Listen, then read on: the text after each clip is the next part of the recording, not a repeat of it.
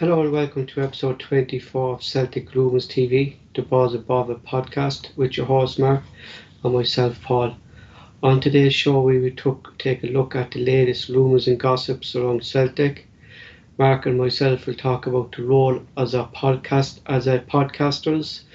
and are we being too negative in news about Celtic. John, United Ireland, from the phone will be joining us, where we will pay tribute to the late and great Tommy Bonds. Michael and Joonas will join us for the last hour of the show, and we will discuss strict liability in the Scottish game. Firstly, just Mark for our usual shout-outs. Mark? Well, thanks very much, Paul. Thanks again for everything you're doing. But just the usual shout-outs to Tim Alloy, Malika and Richie ROH, and young Ben that's still plodding. Well, he's not really plodding along, is he? But his legs is, but hopefully he's getting better every day as things going. Just like to thank everybody as well. With subscriptions are getting up, the amounts of likes on the channel's fantastic. And I was explaining to Paul earlier on that the likes it's not like an ego thing or that if you give a thumb up it just like gives us a wee ego boost. It helps you move further up the YouTube algorithms, the more interactions there is with your channel, and that's how I always ask you to subscribe and like. And I'm just going to put this up on the screen now. It's an email I got yesterday. Maybe take a couple of seconds to come through for these. And I don't know why I got this email. I didn't know I'd registered with. It must be something to do with iTunes. It says, "Hi, how's it going? Hope all is well. I've some cool information that might interest you. Your podcast, the Bawz and Bovril podcast, had good performances in Apple Podcast ranking the last 30 days. We're position number 70 in the category of football in the whole of the United Kingdom and 103 in Ireland. I mean, speaking to Paul about it, there must be some amount of podcasts in the UK, and for us to be at number 70 after a couple of months of just us guys just sitting talking about Celtic, that's absolutely brilliant. So thanks very much for all of that you have done for us. Just that's all I've got to say, Paul. Back to yourself. Perfect. So just claiming the rumours, Celtic have responded to Sky Sports by saying discussions were held with Harkin, but he was not offered the director of football club. Sky Sports claimed on Monday the 1st of 6th that Harkin had turned down Celtic's director of the football approach and that he will remain at Celtic. News just in today is that Celtic are looking to broker other deals with Yokohama in Japan. Celtic are reportedly looking to bring in their assistant manager Sean Ontong and first team coach John Hutchison, both who are Australians, and they want them to work along Andrei Poxlito at Celtic. It's now looking likely that John Kennedy and Gavin Strachan will be taking care of pre-season training for Celtic, as Poxlito and his backroom staff will have to train. The question was in, will they still be part of the Celtic squad come, Mark, we say 2 weeks? 2-3 weeks? 2, I think it is. Will they still be part of that, and will they be part of Andrei Poxlito's backroom staff? Sean Maloney is reportedly have been approached by Celtic. We Celtic fans are led through that discussions have already been taking place. It's not yet known what role Sean Maloney will be taking up at Celtic, but there has rumours that he'll be taking up a kind of a director of football, director of operations role. I would like to see Sean Maloney back at Celtic myself, but as a director of football, is he qualified for that role at Celtic at the moment? The Celtic board are ready to move to. Are the Celtic board ready to move to Plan C if all fails with Andrei Poxlito? Is Martin O'Neill going to be named as director of football? Roy Keane, Damien Duff as his assistants, or will Martin O'Neill become the new Celtic manager? These are the latest rumours about the manager vacancy at Celtic at the moment. Celtic could be out to bring in a new goalkeeper, Freddie Woodman, on loan, with an option to buy as part of a Chris Sawyer deal to Newcastle. Should Celtic tell Southampton that if they want Ryan Christie, that they should include Moya Elanusi in the deal as a player exchange? And finally, from the Celtic rumours and gossip, Inter Milan have joined the race to sign Musa Edwardic from Celtic as replacements for Chelsea target Lukaku. That's all from the chance of rumours and gossip. Mark, some interesting things going on, the gossip things. Have you heard anything about this kind of Sean Maloney deal that's kind of floating around? Just what was kind of written with the press and that. I don't think Sean Maloney's got the experience to be a director of football or at a club besides a Celtic, Paul. It's don't Mm-hmm. the experience or the skill set. Exactly. I mean, what does Sean Maloney know about like running scouts and well, he's not running them, but he's in charge of the head scout. He's in charge of he'd be in charge of everything with football. It's not like Contract negotiations, he'd be in all sorts of things, and I don't see. I mean, you're not going to kind of have that rule in international football, Mark. that's what Negotiations and stuff like that. Like, you know what I mean? I mean. You know? International football's came on a lot, and we'll probably speak about that now with the Euros starting. But I'm not a great fan of it. But to me, it's a kind of part-time job, really, isn't it? Managing and coaching at international level. Although they're flying about and watching players and keeping track of players, they're not actually working with players on a daily basis and things like that. Mm-hmm. A big, massive step up for Sean Maloney to take that kind of job. And what about this Freddie Woodman deal? I've read a few Newcastles are kind of unhappy that he's leaving as they rate him highly.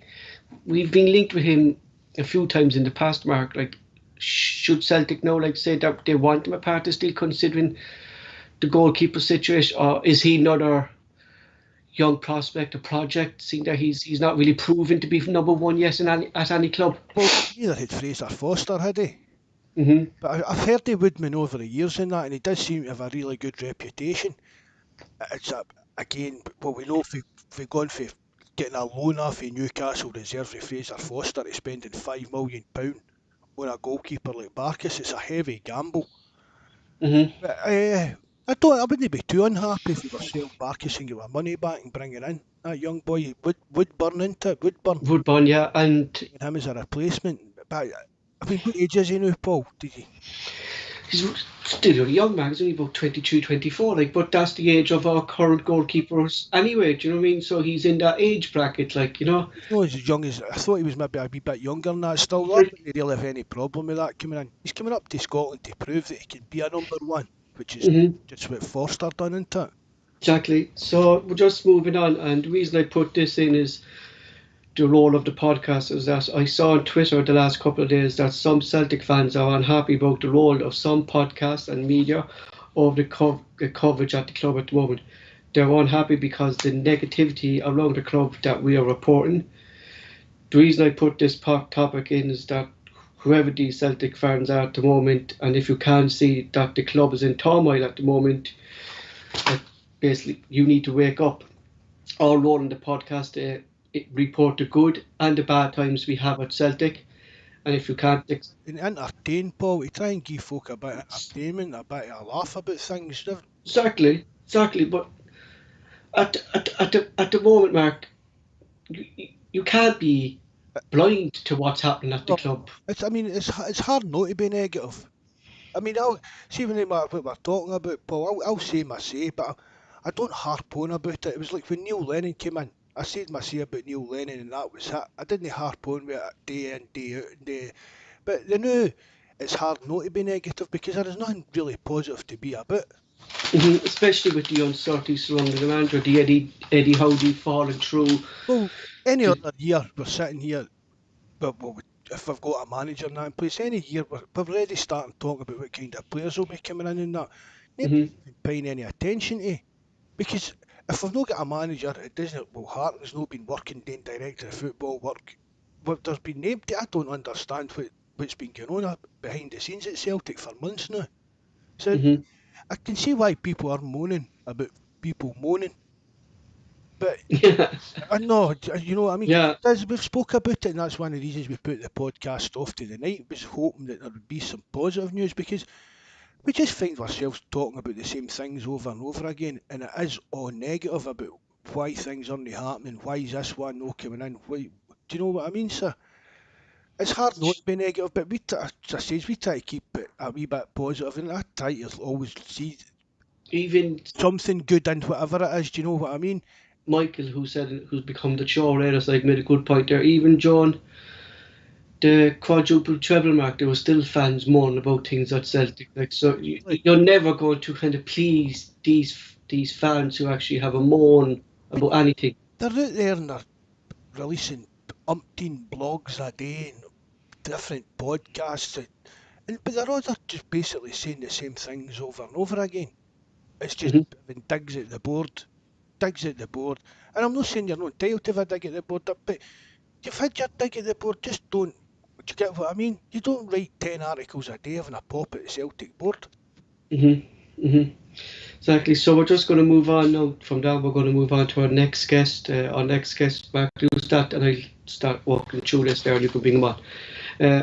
Our next guest in the show is John, and he's night on from the forum.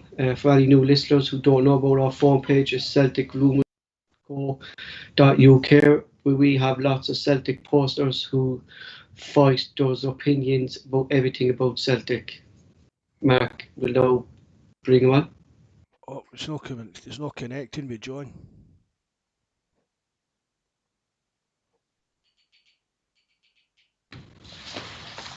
Oh. Just keep going the new, Paul. Yeah. So basically, John's brought on. We're just going to get his opinions about Harkin supposedly refusing this rule that Sky Sports has claimed. We're going to talk about the late and great Tommy Bawz, and we hope that Mark and myself will have a good tribute to the legend. I suppose, Mark, we can call him a legend for what he's done to the club, can't we? To Tommy Bawz. Oh, you know, doubt, Paul, one of the biggest legends in Celtic's history, and he always will be, as far as I'm concerned. People will talk about Tommy Bawz in 100 years. Come true, no? No, I haven't bothered getting John connected. It's just coming up with he's unavailable. He'd be here, but he'd be ready, all right, Mark. I'll just give him time. So look, myself, Mark, just going to move on about this deal about Harkin falling through at Celtic, and that but then Celtic have responded, Mark, to Sky Sports, said that this deal was never in discussion, that he was never offered the job. What's your take on all that, Mark? That we thought Harkin was nearly kind of a done deal as well in the last couple of days, didn't we? Back to what we've said about how I think everybody thought that was a done deal, didn't they, with Harkin? And then when it was coming out that we were getting after Postecoglou, again, it was people were putting two together. Well, we all thought we were coming up with 4, but we weren't. It was 5 we were coming up with. It was nothing to do with Harkin. I'm not saying nothing to do with him. Maybe I didn't put Dermot Desmond spoke to him about him or something like that, but well, it's another just bizarre situation we seem to be in with this director of football. Exactly, because the two names who were kind of constantly linked to this kind of role was Richard Hughes of Oran. That deal fell through of the Eddie Howe deal, and then number 2 was Harkin, and thirdly now, Mark, is Sean Maloney popping up, and there's rumours about Martin O'Neill probably coming back. That's another position that seems to be all over the place. I don't know. I don't really see Martin O'Neill being involved. I don't really see that happening. But again, there's just speculation after speculation. And we've spoken before about how Celtic will release stuff to their wee pets and that, but there's not even anything like that. Do you get what I mean? There's no anything. It's all just speculation and rumour. Nobody's actually Celtic. I've spoke to this guy. Do you get what I mean? Exactly. Nobody's saying Dermot Desmond has spoke to Martin O'Neill over his director of football. I think that's John on now. You there, John? John, welcome back to the show. That's me in. Thanks for having us again. Oh, no bother. Thanks for coming on, bud. What's your take on all this kind of situation at the moment, John? You know, that Harkin was supposed to have refused the role, the role of director of football. Celtic came out saying he was never interviewed for that. That's another area that it seems puzzling at Celtic at the moment. Who's going to be the director of football? It's disappointing. I was kind of looking forward to him coming in. I thought he did kind of good things. with the connections he would have had. Obviously, we were at an elite club like that. But it's just if he's not been interviewed, where's all these stories coming from? It's because it kind of seemed a setup just the way things were going on, as if that was what's going to be happening. He was going to be coming in as director of football. That's the way he was getting led to believe. But if he's not been interviewed or anything, then just where did it come from? Where did all this come from? That's true, Mark. Like some media sources, they have legs, and Harkin kind of came out of nowhere as well. And then it was just crushed by Celtic. It's another, we're in the unknown again, isn't it? Well, it was like Eddie Howe thing. It went on for months. That if Harkin was first linked to it. I mean, think about the time he was linked to the under-23 manager for City as the head coach as well, wasn't it? Mm-hmm. So it was months ago that this came out. It seems though that be turning the job dinner and Celtic's just playing. And so maybe Celtic didn't want to come out and say then again another fella refused the job. But we seem to be getting close to the manager situation now, which is important. Is Andre Pascaluc, whatever I pronounce his name right, but and with his two coaches coming in, Mark, we seem to be getting closer and closer to naming a manager, don't we? As I said the other day, I don't think the compensation and things like that was going to cause any great problems. But the Japanese team, they're wanting a replacement in as soon as possible, I think, before they can think about letting them go, don't they? Mm-hmm. John, would you be happy with this appointment coming in? I'm buzzing. I'm looking forward to seeing him, to see what he's all about. It's just the kind of man where I'm looking him up and watching things on him and stuff. It just everywhere he seems to go, he just kind of seems to transform that team, get the football brilliant, and just all the fans love him, and they're all gutted once he leaves as well. So I'm buzzing to see him, and I can't wait to get in. I just hope we get it out of the line quickly and get it sorted, because pre-season's starting back soon, and we've got a Champions League qualifier and that as well. So we just kind of need to get the ball rolling, everything, get him in, and hopefully transforms the team and get things going again. That seems to be the kind of the real importance, Mark, and that pre-season is going to be starting soon, around the 16th and 17th of June, and I don't think he'll be in then because he'll have to quarantine, but he needs to come in kind of soon after, or maybe drawn it, I don't think 1 or 2 days will make much difference to things that way. The quicker he's here, the quicker his quarantine will be over, and the quicker he can get into the job. That's the main thing. And what is it over in Scotland? Is it 10 days or is it 2 weeks here now? It's 10 days, I've read it. 10 days. So we're going to move on, and we're going to talk about the late and great Tommy Bawz. Just before we move on, I'll just have a kind of a brief. My brief now is an understatement of Tommy Bawz, but we'll start. Tommy Bawz was born on the 16th December 1956. His first involvement with Celtic was in 1970 at a young age of 14 years old, when he joined Celtic Young Boys and stayed there for 3 years until he was 17 years old and went on to sign the Celtic Football Club in 1973, where he would spend the next 10 years playing for Celtic Football Club. He left Celtic in 1989 and went on to play for Kilmarnock until 1994, when he eventually retired from football.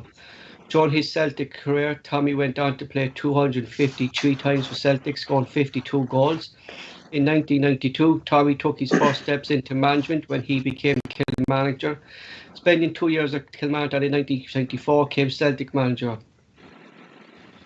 His honours as a Celtic player was 6 Scottish League Championships, 5 Scottish Cups, and the League Cup once. During his management time at Celtic, Tommy won the Scottish Cup in 1995 and was Celtic's first trophy they had won in 6 years.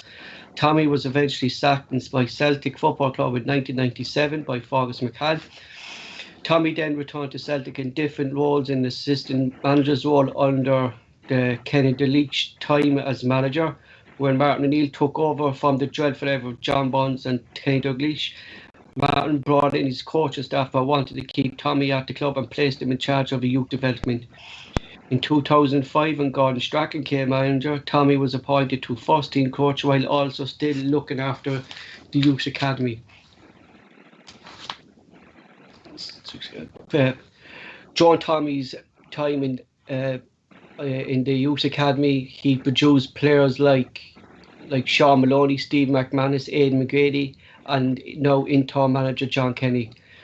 Tommy was also had a major input in now Celtic's training ground, the Lennox Town Centre, which opened in 2000. On the 29th of March 2006, Celtic announced that Tommy began treatment for malarial skin cancer. Sadly, on May 15, Tommy Bawz passed away at his home with his family in 2008. Such repeat that people have began to ask that Tommy Bawz has a statue and that Lennox Town training ground should be named after Tommy Bawz. We'll never forget the commitment that he spent with his life at Celtic. Tommy Bawz was a hero of many Celtic supporters and never be forgotten, and will always remain a Celtic legend. John, this is a subject that you were talking a lot to me about it. He's about the nearest at the moment that we can really get a statue out at Celtic Park, and he deserves a statue, Tommy Bawz, doesn't he? Oh, definitely, 100%. The man was just green and white. He played green and white. Say it was his full life, and he gave his full life to the club. And just in terms of a person as well, he was just a great guy. And unfortunately, I never got to see him play for Celtic. I'm too young to kind of witness him play, but just off through the years when he was like as a coach and stuff like that, and just I kind of knew people who'd met him in person and just had nothing but good things to say about him. I just gave his full life to the club, and I just think also had a massive input in obviously getting the design of Lennox Town and stuff. So I just think it'd be fitting to get it named after him. She was all about Celtic, bringing the youth through, and obviously you've named some players there he brought through. It's great players, and it's going to be a good show. We're talking about them tonight.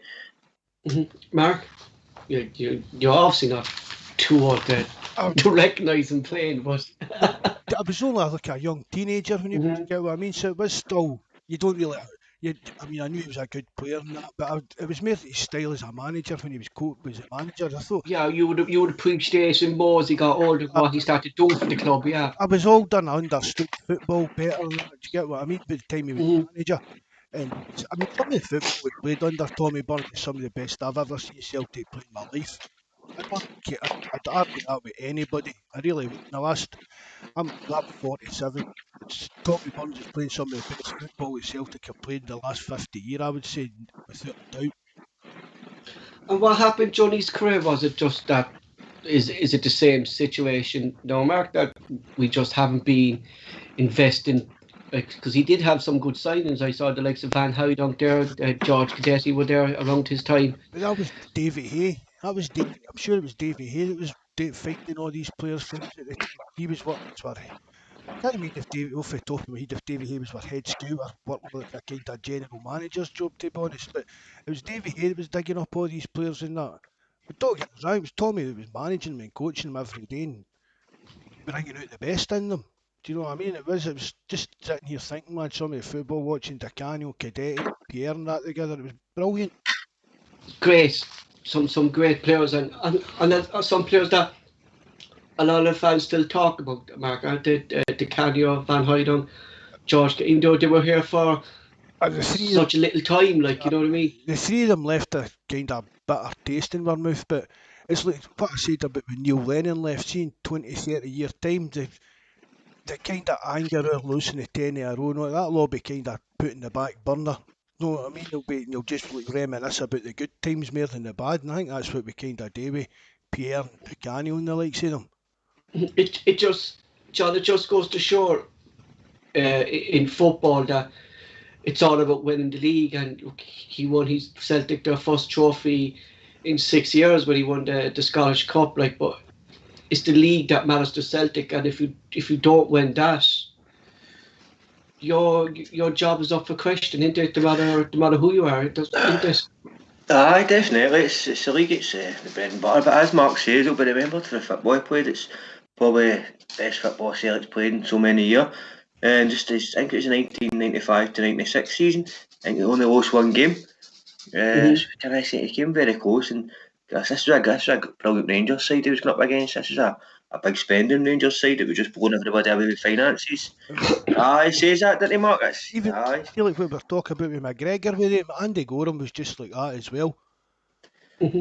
But you're going by on the goal, like, but such respect that other footballers had for him is that, like, Al McCoist and Walter Smith, they were ball bearers at his funeral, like, so, like, they put the difference beyond football behind them to recognise that their friend and their close relationship with Tommy Bawz wasn't going to get in the way of the rivalry between Celtic and Rangers, Mark, isn't it? He'd worked with him in Scotland, didn't he, when he was a Scotland chap was soon the team with. I've never, I mean, obviously, we're not getting into kind of the songs that people sing and that, but I've never heard anybody actually have a bad word to say about Tommy Burns. I've really haven't. And just everybody seemed to meet just kind of the same kind of person with just that calm and there's no airs and graces. I met him a few times over the years. For I was a young boy. I can mind it was a Scottish Cup final and he was sitting in the row in front of us at Hampden, him and Pierre Van Hooijdonk. This was years later, and he just blethering away, quite happy to blether away to the fans and that. And I feel what I've heard, it was just like that with everybody. Just a really, really nice guy. Would you think he would have still had a role if he was still alive, John, at Celtic? Would he like be an ambassador for the club, or would he still be involved in some part in the coaching setup, or would he kind of be too old for that position now? No, I think he'd had a role, obviously, at Celtic, just right through. Oh, he's obviously passed away, obviously, too early and too soon, a very bad disease. But I think if Tommy was to go and obviously live to an old man and pass away with natural causes, I think he'd had a place at the club right up until then. It's kind of the same way like Bertie Auld and stuff like that is just now. It's just sad that he passed away at a very young age. And considering like his involvement in producing some great young players through the ranks of Celtic and having a major input into the now Celtic training centre Legstown, I think maybe should that be named after him? You know, Mark? I'd like to see that. I've said that kind of thing. That the training ground should be named after him in some way, and about the thing about the statue at the stadium.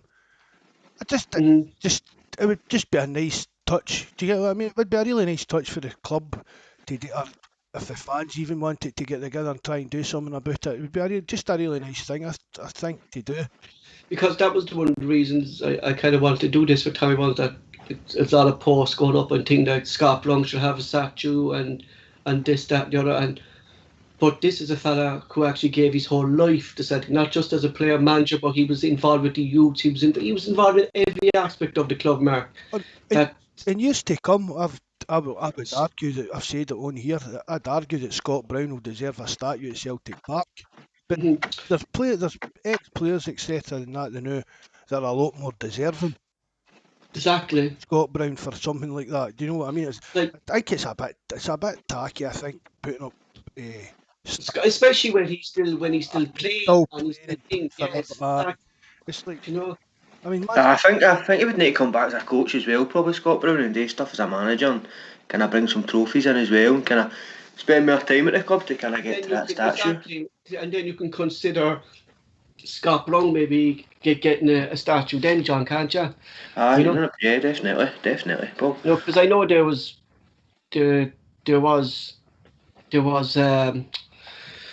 some talk, Mark, at the meeting between the fans group a couple of weeks back that they did mention this stuff with Tommy Bawz, but I hope they act on it, like, and Dominic McCoy being a Celtic supporter, that he would be good to his word and do this, you know, because we have the money for this kind of stuff, Mark, don't we? It's what the fans need as well, Mark, to have this legend to be like. That what the fans should be asking these guys at these fans meetings.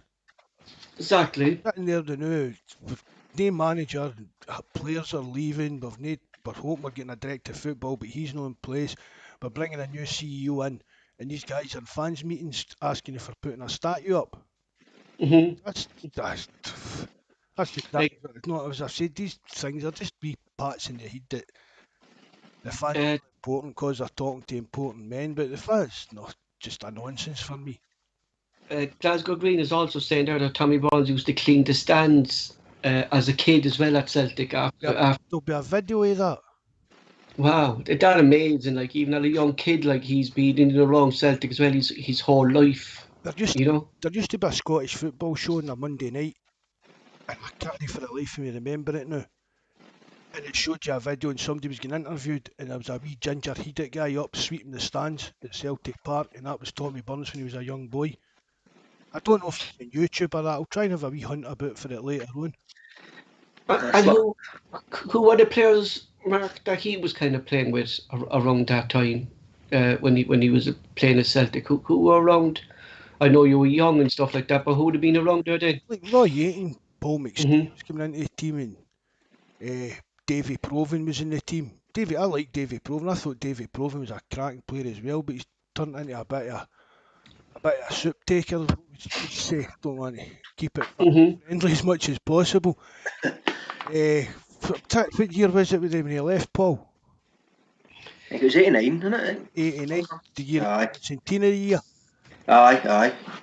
So that would have been like, I'm trying to think, Mark McGee and that, would they have been there at the time? I think Mark McGee and that were there, aye. Mark McGee, Billy Stark and that, they were all there, aye. Billy Stark, was he assistant manager as well at some stage at Celtic? Was he? Oh no, that was Jordan, wasn't it? What was Billy Stark? Billy Stark and Murdo MacLeod were in here with Bim Jansen. Was it Jansen? Billy Stark was here with. He was definitely an assistant or a coach or something like that. Yeah, as I remember the name. I think he was there with Tommy Burns as well. I think he went to Camargo with him as well. I'm sure he did. Maybe it was when Tommy Burns was here. He was his assistant then. Maybe it was that. And like you can't forget out like that. He was also like involved in the Scotland national team as well. Like so. It's not just Celtic you should be on as well. Like what he did for Scotland as a whole with football as well should be applauded, John, shouldn't it? Definitely. He was just a great guy altogether. And obviously, as him being a Celtic fan, he played for the club I support and he managed the club I support. And just feels a bit more extra special that he was attached to the club I support. Just a great guy like that. And it's one thing Gordon Strachan says as well. The best thing about him joining Celtic was when you become friends with Tommy Burns. Yourself, John, that was saying where you live, he bought a Celtic youth team down to play. Yes. I'm from Gallingad. It's also people know it's Royston, but it's originally Gallingad. They brought the youth team up. We were opening a new park up there, a new football pitch, and they brought them up to kind of play a local team for a bit. And obviously after the game, and they brought all the youth team up to the local pub up Marby. Obviously, got a drink with everybody for the area and got them all to mingle with everybody for the area and stuff. And even up and got a drink himself and that. It's just Cy Ferry, he tells the story as well, so he does on his podcast. He was up there playing at that time, so he was too.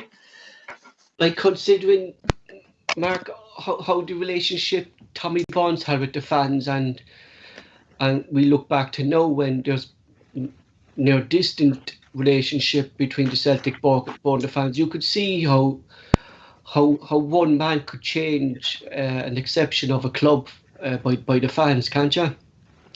But see, back then, Paul, it was completely different. You'd know media and stuff either, really, been back then. Not just that. I mean, I don't know if we Kenny's in the chat, my wee pal that comes on now and again. But we Kenny will tell you, see, years ago, we used to go, for a start, we used to dog school and go and watch Celtic training at Barrafield. I think everybody did that one time. But even years later than that, you could go and sit in the steps of Parkhead with a carrot, and the players would just walk by you and things like that. I can mind sitting and slagging off Tosh McKinley's shoes as he was walking into Celtic Park. That pure weird pair of shoes on. But it was in Versace bags and all that back then, Tosh McKinley, but just sitting laughing at his shoes and things. Players were just coming in and out the main door. You see, for autographs, pictures and things like that, it's a totally different ball game. If you wanted, see if you had a kid and you wanted to get pictures with the first team, you just went in there, hung about, and you'd get pictures with anybody you wanted. Just Iceman there was saying some of the players that were played under Tommy Burns. We had DeCanio, Van Heyden, Cadesi, Andres Tom, along with Max Day, Collins, Donnelly, McNamara and McKinley. It's amazing we didn't win more silver under Tommy Burns, considering the talent we had. Like I remember Andres Tom, and what a player he was, Mark, wasn't he, Andres Tom? A brilliant player, Andy Tom. I mean, he wasn't that. Another smoker. He was like, he's like that. Well, I say like to smoke. I don't mean a smoke. I mean a cigarette kind. But he was another one that liked to smoking. But he's controlling the ball and things like that. he was one of the most technically best players in Scotland at that time. Was this around the time when there was dodgy dealings, signing players and stuff like that for Rangers and stuff like that? Was that around Tommy Bond's era as well, Mark, was it? I think there was a bit. I think there's always. See if you get back to Mo Johnson signing for them. Mm-hmm. Basically, Mo Johnson needed a tax bill paid. That's basically the kind of story why he went to Rangers over Celtic. Rangers were paying his tax bill for him. Jesus. That's Like, honestly, I get told that years ago, and I know there's other crazy stories, but I've heard that a few times from different people, and I think that's what it was that caused that to happen. So I think there's always been a wee bit of, for David Murray get involved with Rangers, there's always been a wee bit of financial jiggery pokery. I mean, years ago, every club done it. It's like when they used to, it was like attendances were always miles wrong, and so they didn't need to pay as much tax on the attendances and that. But everybody done that. It was just partially the game, but they just took it to another level. But what was he like as a player? Like, what was he?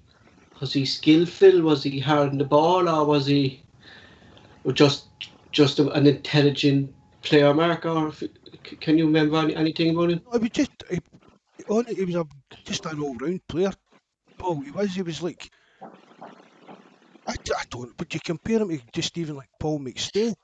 Just that kind I was just about to ask you. Yeah, like get comfortable on the ball, and he had a bit of diggy about him. He wasn't scared to go in for a tackle, but great control, lovely touches and that, brilliant.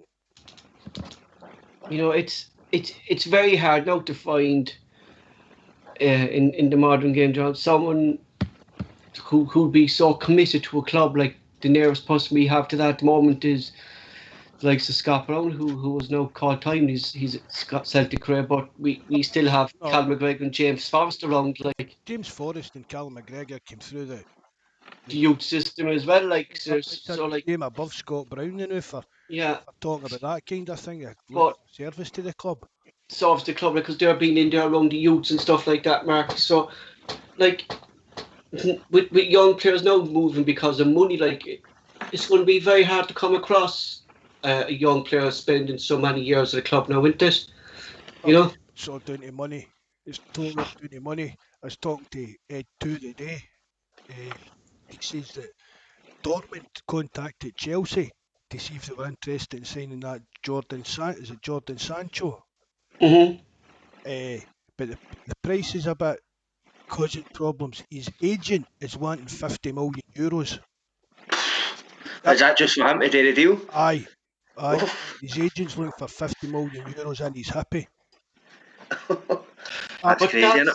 But that's what's killing the game, Mark. Like when we said there, like Celtic fans are complaining that we can't go out and spend 10 million on a player. I think it's not just that. Like it's if you take everything now, like it's agent fees, it's the sign-on fee, it's the player wages. Like it could end up to at least time he leaves club like a 20 million deal by the time he leaves. Like isn't this? Definitely. People don't take into that kind of consideration. It's right. It's not just the transfer fee. I've put up before a list of the things that's involved in it. But even apart from that, you've still got the wages to pay for the next 4 or 5 years. Things like that. I've said it umpteen times, Paul. It's no transfer fees. We spend money. We don't spend it wisely. We should spend more on wages. We should look to up our wage bracket rather than what an actual player's going to cost in transfer fees. Because you can pick up a lot of players and cut the transfer fee because their club want their wages off the wage bill. I don't know what's Elyounoussi meant to go, and somebody says it's kind of crazy money he's on with him. I would believe so, Mark. I would think, like, I would believe so, like, you know what I mean? And the reason I pull up that thing with Christie... Suppose it's 60, 80 grand a week. I mean, well, there, would you take Elyounoussi in a swap for Christie? Of course. That's why I put it, that's why I put it up. But can you see Southampton doing that? Like, I couldn't, like, you know what I mean? Because there's some plans like, kind of saying it, like, you know, they might want them off their wage bill as well, you know. But that's what I was going to say. They're looking at it. Well, we're paying this guy 60, 80 grand a week, and he's not going to get a game for us. we're not going to get much money for him. So if we can work that kind of deal out, we'll maybe go for it. But I still don't think Southampton would be looking for crazy money for Elliott. but going by that, then would taking into account of the modern football now, Mark, would he be willing to take a massive pay cut to come to Celtic around the 28, 29 mark? Well, that's what I'm saying. I think Elliott Nusi on his game, he's showed flashes, and I think on his game in a good Celtic team, he would be an outstanding player for us. So why no make him the other, make him 35 grand a week, 40 grand a week, put him in the kind of wages we were paying Scott Sinclair. Exactly, push it out a bit, like they're just. I mean, people bring in these quality players, Mark. You know what I mean? People say that'll put other players' noses out to say joint and things like that. I don't believe that for a minute. Probably Barry would maybe be better talking about this, but like Real Madrid players all went up arms when they signed Ronaldo, and then Gareth Bale and we're giving them 300 grand, 500 grand a week. That comes into things like that in the dressing room as much as fans think it does. I think they were moaning about Gareth Bale's wages when they said him playing golf and they were playing a match. I think they were complaining then about his wage. Complain about that, but I don't think it would be actually over the way. Why is he getting this and no time kind of thing? If you've got a player on the park there and making you successful, you're not going to complain about what he's getting because he's bringing you trophies and success. John, I'm just thinking there, like considering Neil Lennon as well. Being one of the Celtic great players and stuff like that, and Tommy Barnes and thing. And there's always kind of a sour taste when it doesn't go wrong. Like you either feel sorry for because they're a legend, they gave their all to the club, or should Celtic be kind of staying away from ex-players becoming managers going forward, or if they're good enough for the job, give it to them, or... If they're good enough for the job and they're going to bring success in, but sometimes you've got to think out the box and kind of go to different countries and stuff like that. But if a player's good enough to be a manager, I'd give him but Mark, into the equation. Mark, are the boards really kind of more reluctant to sack that manager because of their legend status at the club, being a player and stuff like that? Are they kind of more reluctant, like, as we saw Lennon, they were holding off the inevitable by sacking him all the time, like, and is that because of his history with the club, do you think, with Lennon? I think maybe it did play a part on it. I think that's even more down to the relationship between Liverpool and Lennon. They kind of get that much extra time. Big clubs don't. Look at Chelsea with Frank Lampard. Big clubs don't mess about, and that's the way that Celtic's going to be in future. If Sanj comes in and there's a wee blimp for a couple of draws. He comes in, he draws 2 games in a row, people will be asking for him to get sacked. Do you know what I mean? That's just crazy talk. A kind of crunch point as we were at with Lennon, and everybody could see that it wasn't going to get any better. I don't think any sentimentality should come into it. But should we kind of move away from that, Mark, that ex-players becoming managers, or does it come down to their ability to do the job? Well, I think a lot of it comes into the actual fact that where we are as a club in Scotland. We're coming out with all these big fancy foreign names and that. Half of the guys wouldn't entertain coming to Scotland to work unless they were getting crazy money. That's the only way they would think about taking a job at Celtic, is if they had crazy money, a lot of money to spend in transfer fees and things like that. So kind of closing down your kind of group of who you can choose for. Get a lot of the time. I think if you've got a kind of allegiance to the club, I think that's what Celtic are kind of. Do you know what I mean? They're looking at that to see what the best kind of person with a connection to Celtic's got. The idea. I just get the feeling like that the Celtic board are kind of very slowly to react. Like, a lot of people are saying that at the time when Tommy Barnes was sacked, that he was kind of treated unfairly, Mark, that he was sacked.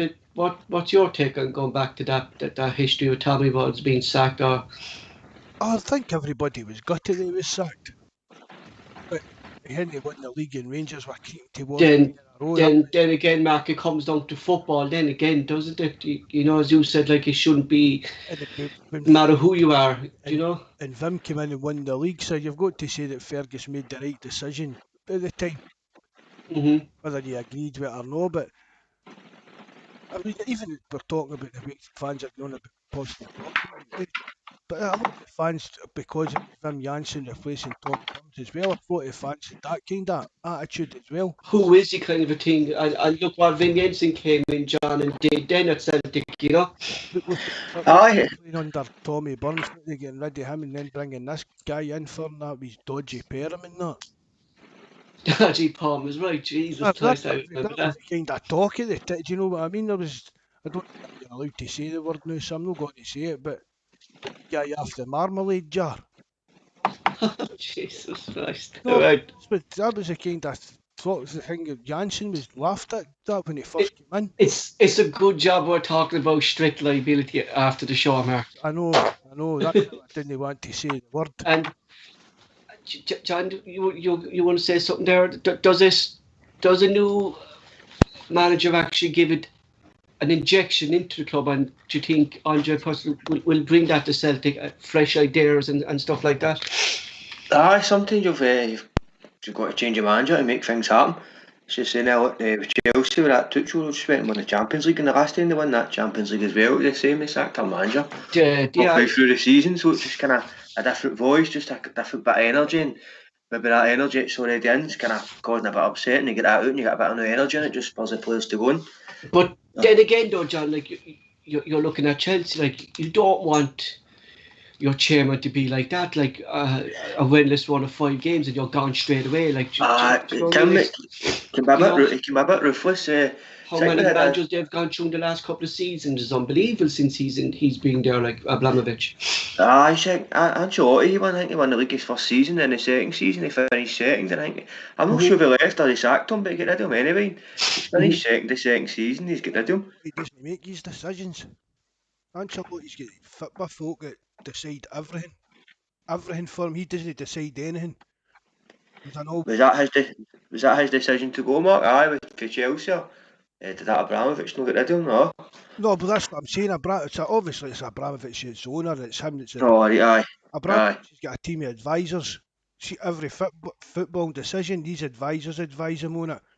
There's one, he's an old Dutch guy, Petra Visser or something he's called. Mm-hmm. He's got the authority off Abramovich to sign any player in the world. Doesn't matter how much it costs. See if he's at a football game and sees a player that thinks could go into Chelsea, he's got the authority to sign him there and then. Although it doesn't work, we know it doesn't work like that, but he's got authority to go and offer that player a move to Chelsea. Uh-huh. I mean, Abramovich, is it micromanaging? Is that the word? He doesn't do that. He doesn't look at all these wee things, but he's constantly got people doing it. It was like when they Villas-Boas' manager. And like, came to examine the full club, and they came to the decision that Villas-Boas' training methods were outdated, and that's why Villas-Boas get the bullet. Jesus. And like, Mark, would you like people like that at Celtic, like who are just ruthless, like, and sack you maybe after 5 bad results? You know, not giving you a chance to turn things around like the Celtic board now, or should there be some kind of a two-way between? I wouldn't like to go down that road to firing a coach after 5 or 6 games, just a bad run like that. But it's the thing, Chelsea didn't fall apart when they get rid of their head coach. They went on and won the Champions League. Do you know That's it, like. We get rid of Neil Lennon, look at the position we're in, look at how the season ended. They brought in that Tuchel and went on and won the Champions League because the full big massive engine of Chelsea was kept on running while Lampard was there. Then he left and went then for Tuchel. It was just the exact same systems and yeah. Like that. John, it's just going to show, John, that the fans see things that the club should be paying more attention to when the fans are voicing their concerns about the team, shouldn't they?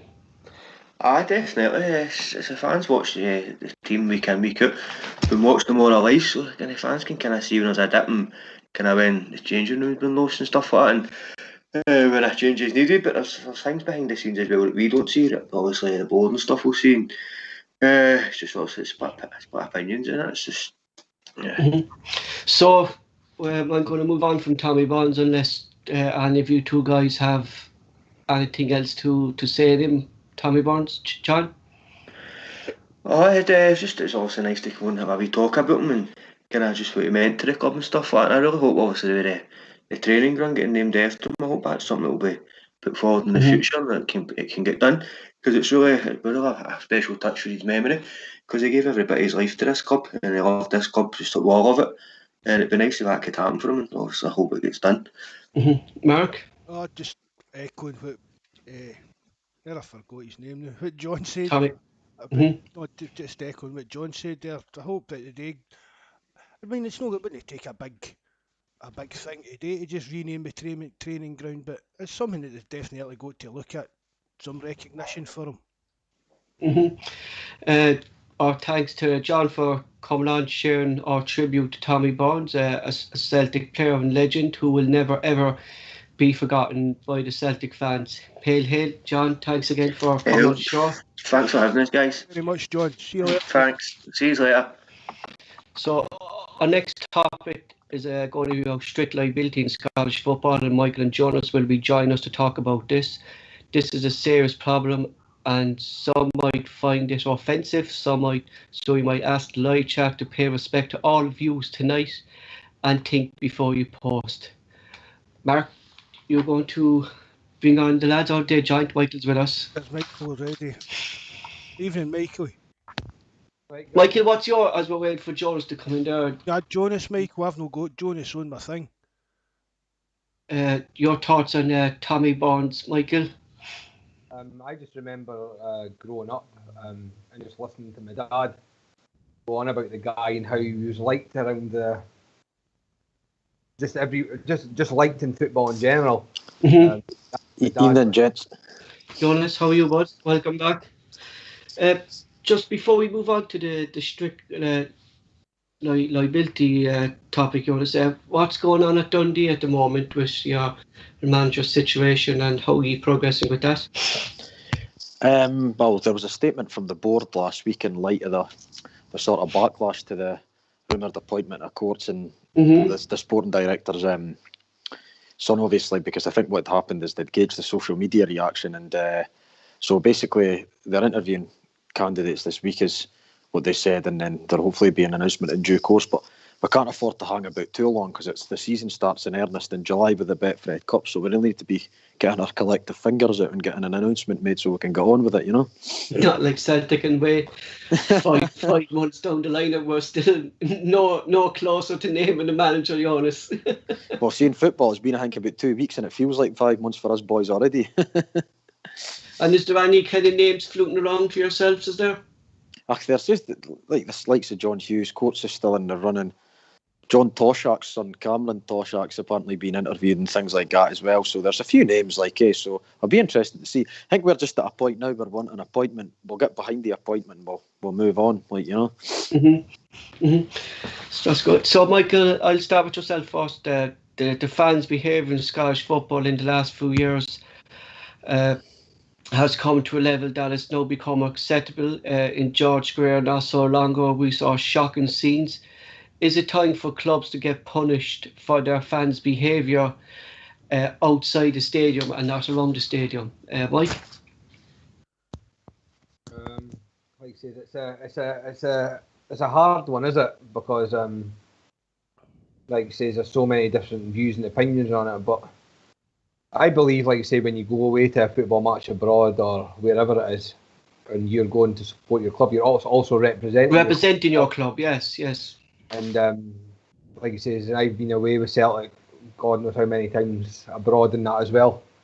And I always feel like it's a privilege to be there and be as a part of the club. And just, I just never see bother. But I personally believe that the club should be held accountable like I said, and after the actions in George Square and stuff, and especially after coming off a global pandemic, some of the scenes that like, you witnessed on social media and stuff, I was absolutely disgusted.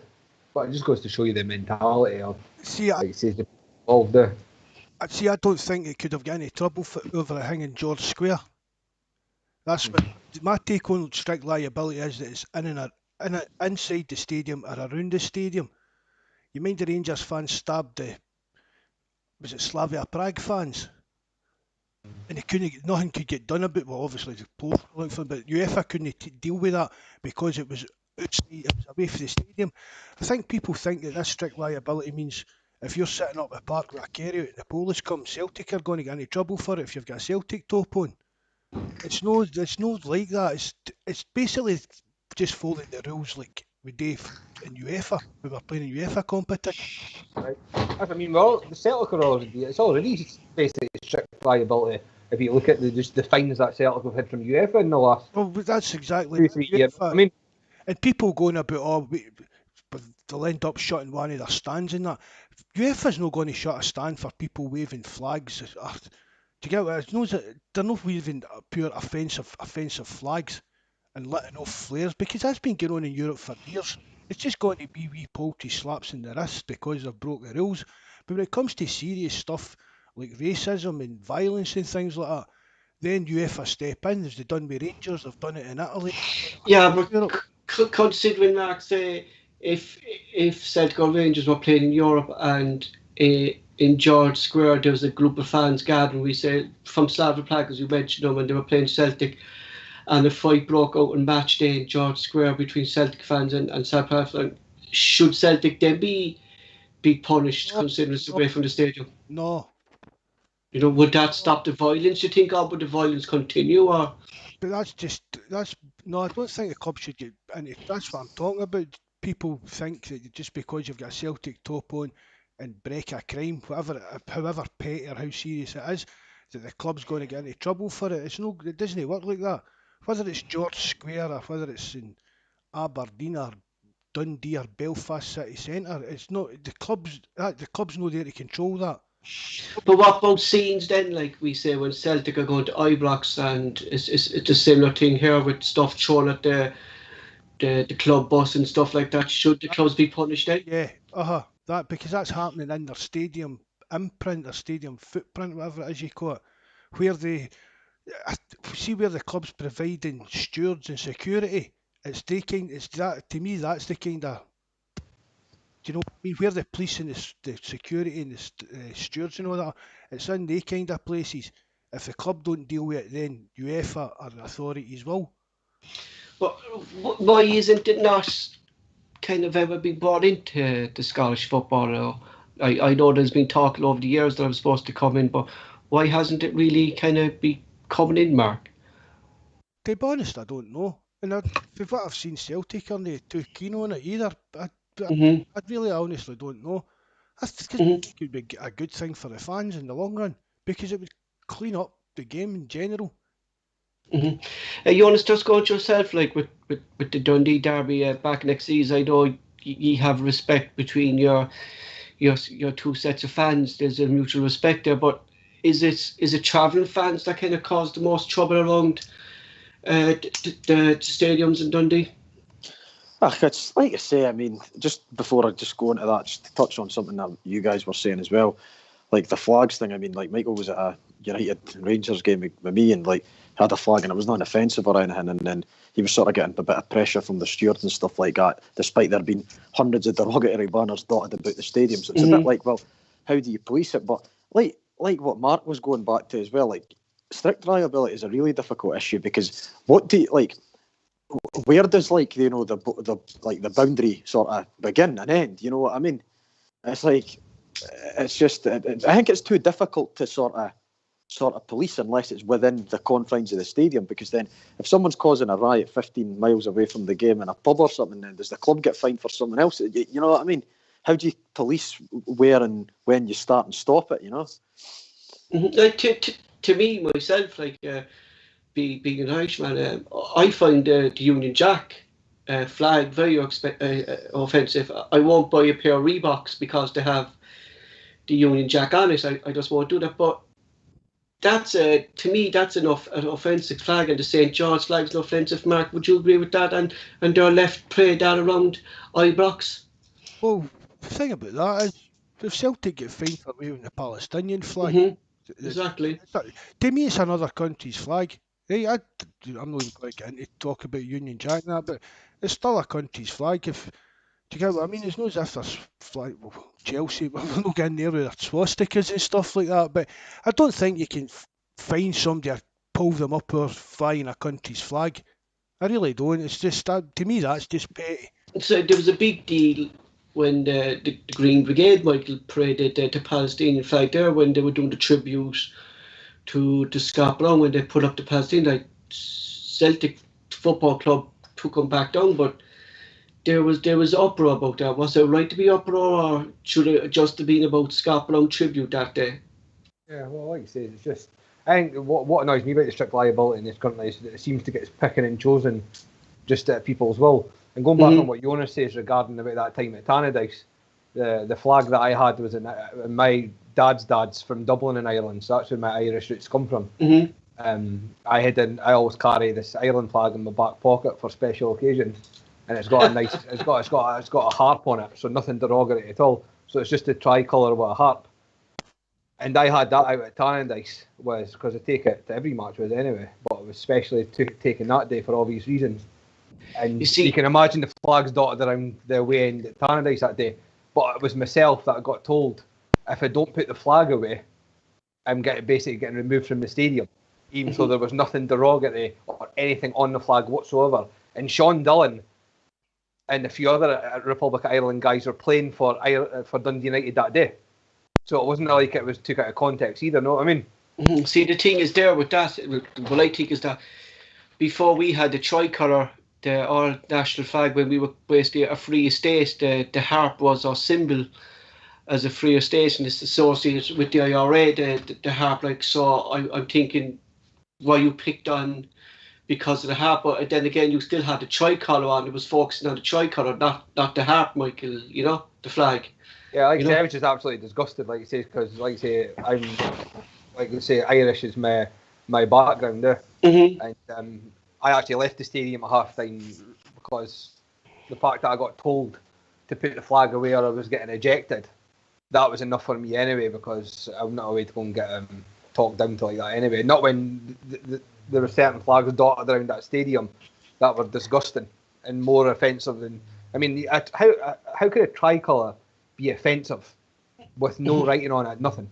Let's go back to what Mark is saying, like how was the Palestinian flag? It's like it's another country's flag. You're supporting their rights. You know, like people are bringing too many politics into football. Michael, just going trying to ban flags, aren't they? Yeah, well, like you say, Celtic, like you say, everybody knows Celtic's background, and the whole Irish connection in that, and that'll never ever leave me, no matter what anybody says. And no police or whatever it was. I could say that whole situation was just a disgrace, but because a few Rangers supporters were getting irate at a flag. Yeah, just going by the anti-Irish, like the anti-Irish is a huge issue in Scottish football. Our former manager and player Neil Lennon had his fair share of abuse as a player and as a manager at various clubs around Celtic.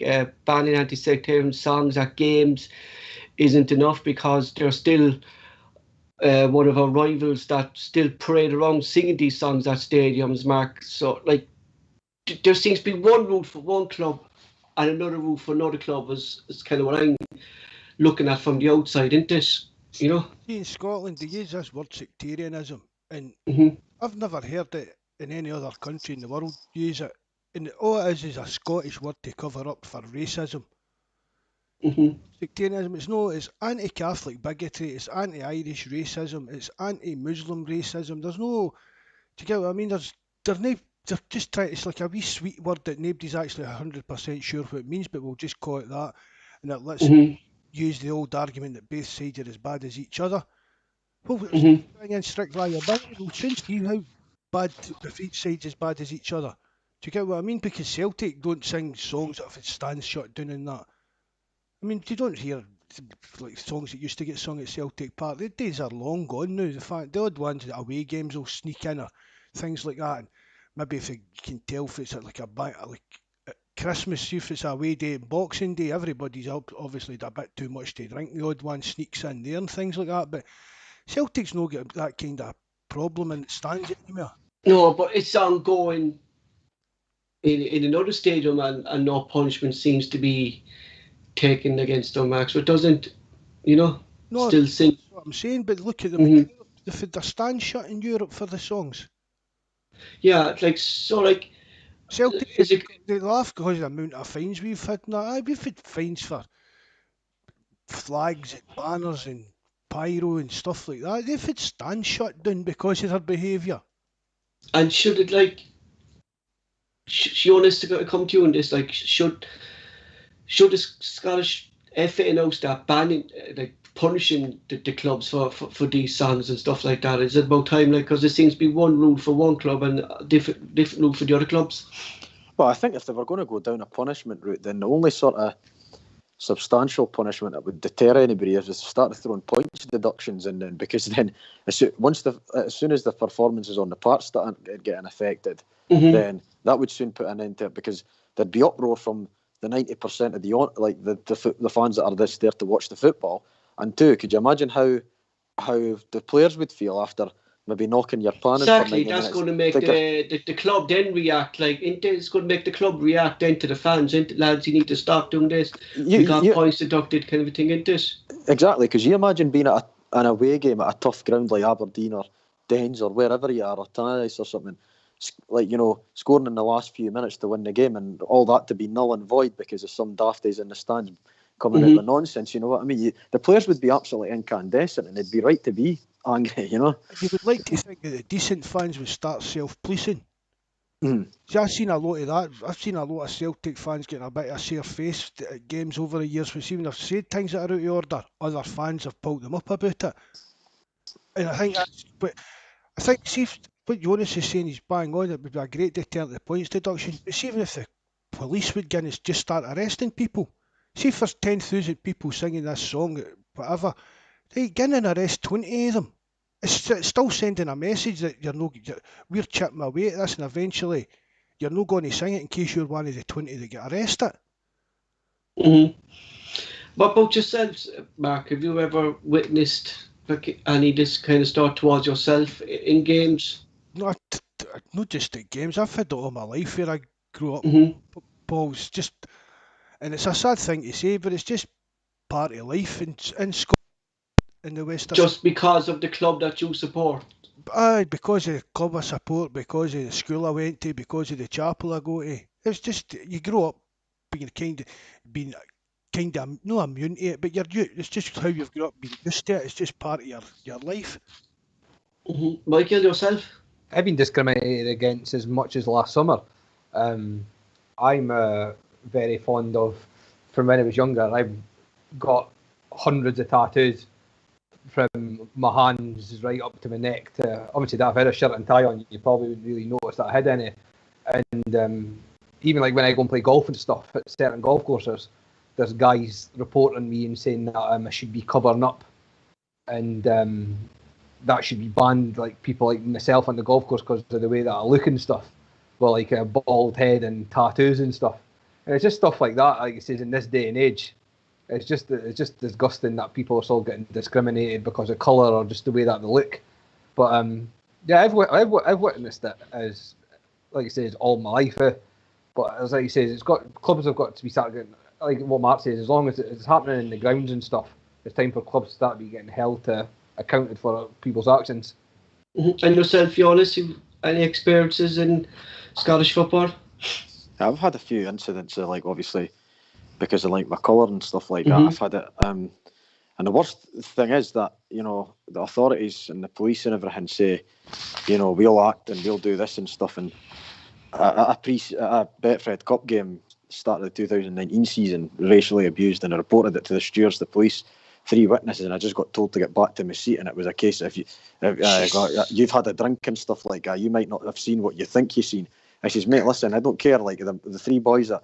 They've got 3 boys saying, and then the police were like, right, get back to your seat, basically. And I was eventually got to the point where I got a bit irate with him and says, look, you mentioned that one more time and you'll be going out. So I just left it because I was like, the hypocrisy is absolutely unbelievable. That's it. Like, if the authorities aren't going to react, it's never going to change, Joonas. So it's not. It's the hypocrisy that annoys me, because they get the players to stand there with like the shoulder and the red card, and the police say that they'll do this, that, and the next thing. But realistically, the boy probably just couldn't be bothered because it would involve him actually having to do some work or whatever, or some paperwork or whatever like that, and it just got brushed aside. So I just don't. Joonas, that's what I was going to say about the police getting in and just arresting people. It's as if they just can't be bothered about lifting a finger to help people. I think, and the thing is as well, because it was home, we were the away fans. It doesn't matter what city you go to, you're always slightly looked down on as the away team. So that as an away support, you're always held to a higher standard at any away ground. You know what I mean? Because you're in a different city, and the police tend to be, whether they mean it or not, there's a subconscious bias towards the home side supporters. You know what I mean? So I just think that's sort of something that's ingrained into it as well. And like I say, I'm at the point now where I don't even bother reporting it because nothing gets done about it. So if someone says something, I don't even rise to it nowadays unless I have to defend myself, you know. See, that's it. Like, you understand, they want you to kind of rise to it and react, and then it comes out then that it's like your fault then, isn't it? You know, you're made out to be the bad one then for reacting or getting starting a fight like then, isn't it? I'm surprised the police didn't say, oh, come on, it's just banter, mate, you know what it's like, or something like that. I can't even remember what they said. They gave me some cock and bull story about the fact that because you'd got the early train through and you'd had a few drinks, you probably did see what you think you seen and that nonsense and stuff like that. But I'm just like, okay, I might have, like yeah, I'm not denying that I'd had a drink, but I'm not stupid, you know what I mean? You know what you've seen or heard in that? That's, you know what I mean? Disgusting, that's what it is, Joonas. Especially, like, because around then, like, there was a big stand to around racism in football, like UEFA were getting around it, FIFA were getting around it, like, and the players are getting around it, like, and then you see the stewards and the police then not bothering it, like, it's never going to change, like. It's just a see all this like taking the knee and like these anti-racism slogans that Sky Sports have got plastered all over. It's just a corporate box ticking exercise for Sky so that they can say that they're seen to be standing up for anything. Like, there's actually no tangible action, like, and it's the same even on social media. Like, I've lost Twitter followers. Like, boys have interacted with me on the loads of tweets, and if I tweet something about racism, they'll either be silent or then I'll lose a handful of followers when I tweet about it and stuff. But to me, that just shows, well, that's fine. If I've lost a few followers, then it's weeded out a few more bad people, you know. So I don't look at it as a loss. And what's your take on taking the knee? Is it making a difference? Because younger people now are more on social media and they're seeing their favourite footballers standing up, taking to the knee. Is it making a difference to taking to the knee? I think it probably has to a certain extent, but the message has been lost. Like, I think it's just a corporate sort of exercise where they can say, oh yeah, Sky or BT can say, oh well, we did that or we slapped half the. Is that why you're kind of seeing the likes of Saha and a few players refusing to take the knee now because of that? Yeah, but the fault lies with the actual social media companies. Yes. Because the thing is, I could go and set up 10 fake accounts under 10 fake email addresses and go into the private messages of whatever player I wanted and start posting monkey emojis or whatever emojis, or like if it was a religious thing, going to whoever's group and target them. There needs to be a photographic ID and like some sort of accountability held to these people, because it's too easy now, like, and it'll never change. Like it make you think, like, who's kind of reviewing all these posts that are being put up, like, because nothing is being changed, Michael, on the social media side of it. But they're not reviewing them, Paul. That's what Joonas is saying. They're not reviewing them. Right, as Joonas says, they can go in and say anything they want. The players, whether they're black, Irish, Catholic, look at James McLean, the grief he gets and things like that. And if the police day trace them, they get a wee rap in the knuckles. And otherwise, they just delete the account. The account will get banned, and then they'll just open another one and continue doing the same thing. Michael, yourself being a close friend of Joonas, I think you said nearly 20 years or so, was it 15, 20 years? You know, what's your take on the abuse that he's received and your reaction to it? Well, I've witnessed it 3 times in football and terms. But I've also witnessed it hundreds of times on just nights out alone. Jesus. it's not something that sits well with me, obviously, and I'm not going through many stories, but a few times where chairs have been not used as chairs and everything, and that in certain situations and that, and like it says, it's just one of the things, even in this present day, that just gets so far swept under the carpet and blind-eyed. It's unbelievable. And like I said, I'm just sick of, like I say, you see it on the Sky Sports and BT Sports about this taking a knee and all their fancy slogans and banners and that. But they're not doing anything. Anybody can make a banner up here. And like you see it all on social media and stuff, and like Marcus Rashford and they got 70 odd messages and everything with monkey emojis, and it was from like guys that were teachers and stuff and that, and all they do is get a banner on social media.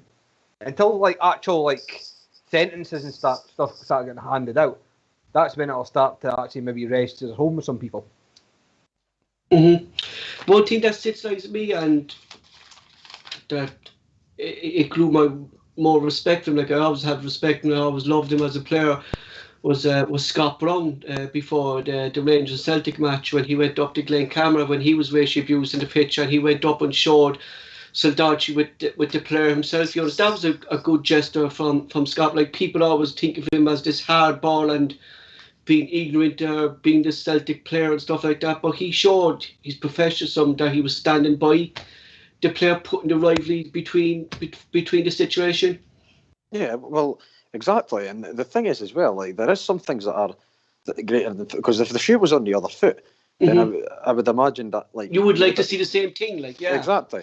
And it doesn't, like, regardless of what people's, and what really annoyed me was people were like, oh, it's just a publicity stunt from Scott Brown. It just so that the cameras could follow him and say that he'd done this. Like, Scott Brown's has a handful of like black teammates and teammates from other groups in Celtic, and we're not just talking about black, we're talking about like Scandinavian, like loads of people from foreign countries. You know what I mean? So like, I think what annoys me more about this kind of thing is as well, whether it's for fans or players, whenever you see a player or a supporter racially abusing someone, they've probably got half a dozen ethnic minorities in their own team, and you're sitting there going, you probably chant the name of your favourite striker that's maybe black or might be Asian or a Catholic or whatever, but then you're racially abusing someone on the other side for exactly. It's like the hypocrisy of this situation is absolutely like incomprehensible. I've seen it here firsthand with my own wife being from Poland. Like how many times she was told go back home, back to Poland, and not being here. Like I've seen it. Like, and I'm the type of person, you Joonas, like I'd love to react, and 9 times out of 10 I would react only for her being there. I just wouldn't react because I wouldn't want her to see me getting in the fight, like, you know. But it seems to be kind of every foreign person now in the country, if they're not from that country, is getting abused, doesn't it? You know, Mark? Well, it just seems to. Well, somebody just said in the live chat, when you get a race minister, when you look at the people that are running the country, it doesn't help. And a lot of it stems for that, and a lot of this new, like the new kind of right wing things, you know, it all came about after the independence referendum and after Brexit. So I think a lot of it is down to politics and the way that even that was Joonas and Mikey's going on about social media. I think even the way politics is portrayed on social media and that, it makes politics a bit of a laugh and a joke. I mean, we were brought up that prime ministers would, right, although you didn't like Tories, etc., you didn't like Labour, but I mean, your MPs and your prime ministers and that, they were all kind of better to do people. And then you've got some of these folk, and how did these people reach this stage in life that they're running countries? Is it more? Is it political as well, Joonas? Yeah, from the likes of the politicians in Scotland, that they're not acting more as well as they should be, and they're more the right wing as well.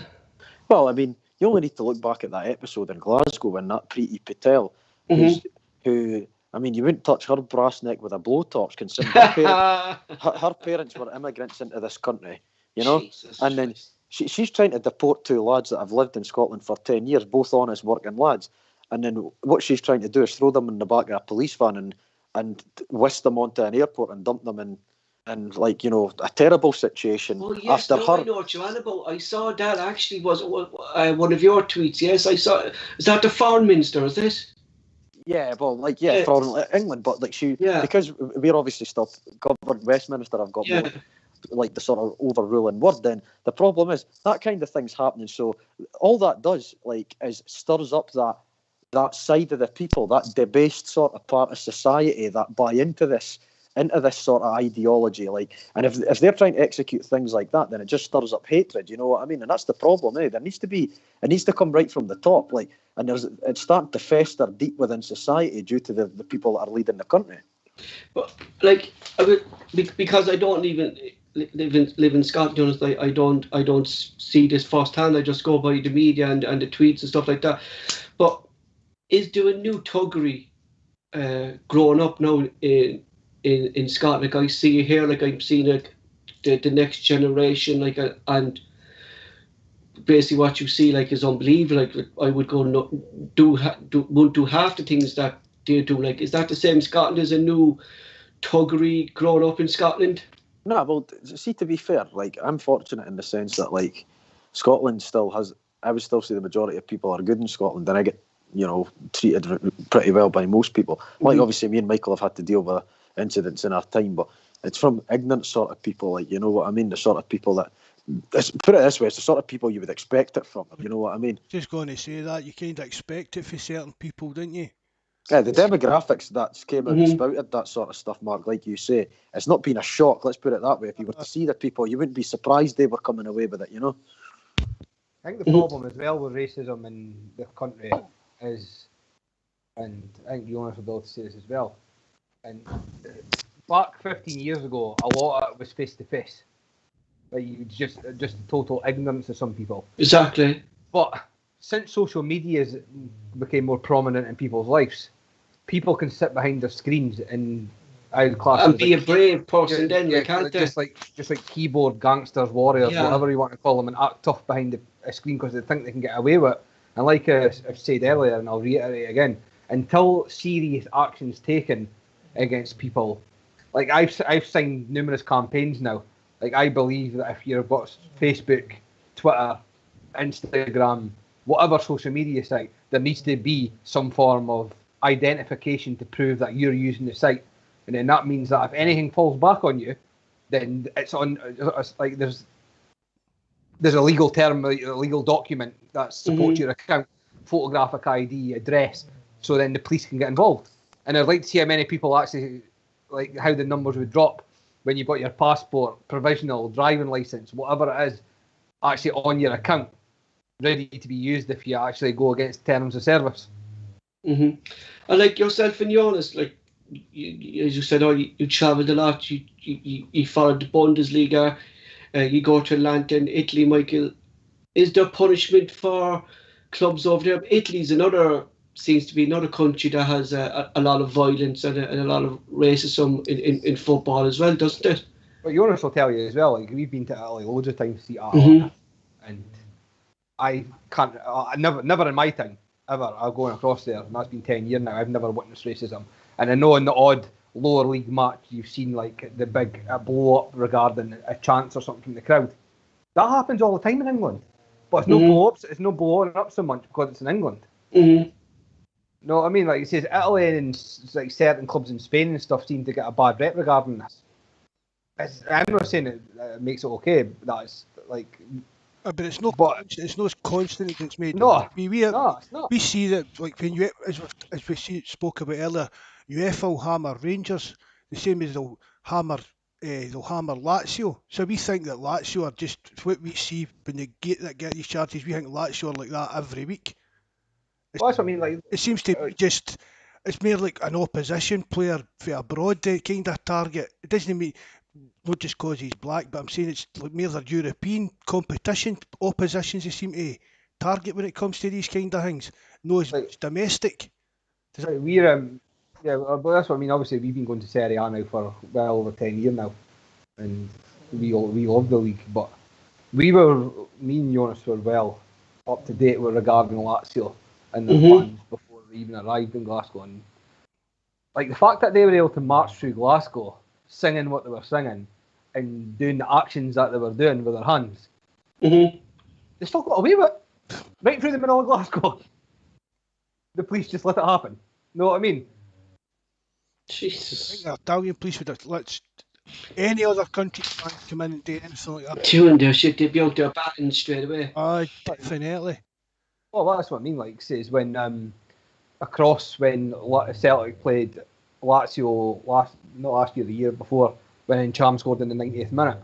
The Lazio fans were going around on mopeds with Stanley knife blades attached to long sticks, Stabbing folk in the bum. stabbing people on mopeds. And then the police came. Done that for years here in Italy. And the police came out in force, and all you seen was the Italian police with batons just setting in about them.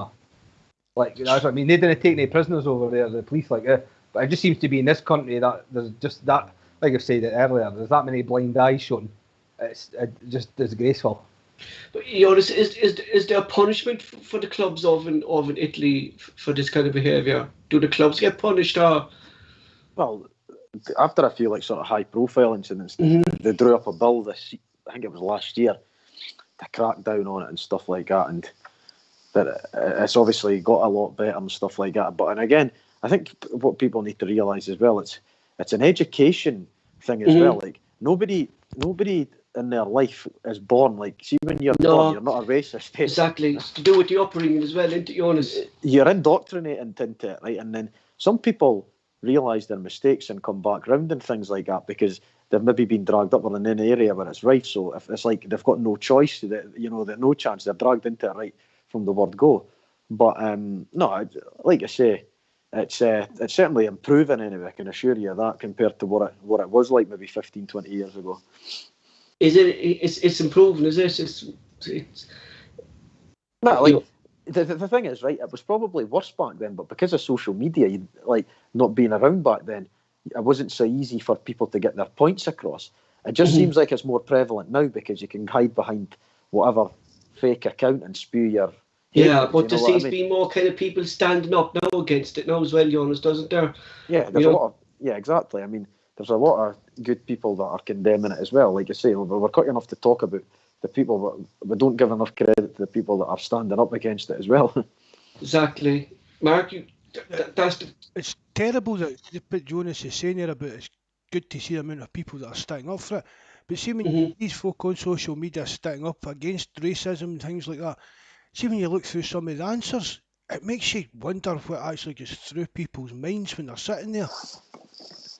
That's it. You can see the hatred in their post, can't you? You can when you read it, you can see the hatred, Michael, when they're posting stuff, Mike, you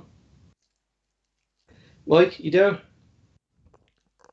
Sorry, I keep switching off my thing in between because my bulldog is having snoring fit just now beside us. So like I says, I took a conscious decision 9 years ago now to just stay away from social media. I've said it on the podcast in the past. I don't do any form of social media whatsoever, other than have a YouTube account for this and have an account on the forum. Yeah, we'd be the same, myself and Mark. We just have a Twitter account for just for that we have for the podcast, and that's the only social media we. A couple of times, it's just no for me. I just don't enjoy Twitter at all. I certainly found since I took. Joonas is fairly vocal on Twitter with his tweets, especially on a Saturday night, Joonas, aren't you? Yeah, well, you'll probably find out on Saturday because we've actually got a night out planned on Saturday. So God knows what will end up on that night. But like I say, I've noticed since I took the decision to leave social media 8 years ago that my life is 100% happier. I just found when I went on certain social media websites, I came off in a mood or something annoyed us, or I'd read something that was just. And I'm glad, like it says, I get classed as weird now because I've not got any social media. I the same, yeah. I get asked, "Oh, have you got a Facebook or Twitter?" And they're like, "No," and what? It's like you're the outcast because you've not got social media. You know what I mean? Yeah, I was the same. I was asked, "Are you on Facebook?" And I check up and I'm on Facebook. What? Jesus, Paul. Any people can go and search me all they want. They'll not find anything like that. It's probably just for the best. Joonas, have you been attacked? Adults work. Joonas, have you ever been attacked on Twitter yourself? Have you ever? Yeah. Well, I had a ding dong with some racist about something and the boy was just like, he was just hitting me with absolute nonsense, being like some of the comments. And then I said something. I think I got a wee bit. I think I called him something. I can't remember what it was. And I got a 12-hour ban. Jesus. And I was like, I've just been banned for, and a few of my pals got weighed, and I think we all had to serve bans, eh? And you're sitting there going, the problem is it makes these companies money, the more people that subscribe to it and that. So they'll just selectively delete what they seem appropriate. You know what I mean? They don't care about anything other than the money. So see, even down the forum, some of the posts I've had on that forum over the years are shocking. I've had folk posting in that they were going to find my mum and my wife and rape them. My wee niece, they were going to murder my wee niece and rape her and all that. Jeez. Guys in a football forum. I know, it's disgraceful. If water off a duck's back to me, you know what I mean, really, because folk know me now, but back when I first started editing on the forum and that, nobody did a clue who I was. It was just arseholes ranting and raving. Look what they do on Twitter now. Look, we're going to move on for that. Thanks to Joonas and Michael for their opinions in that, and thanks to Max for his opinions in that. It's good to hear what Joonas says, that people are standing up against this, and from my own opinion, is long may it continue.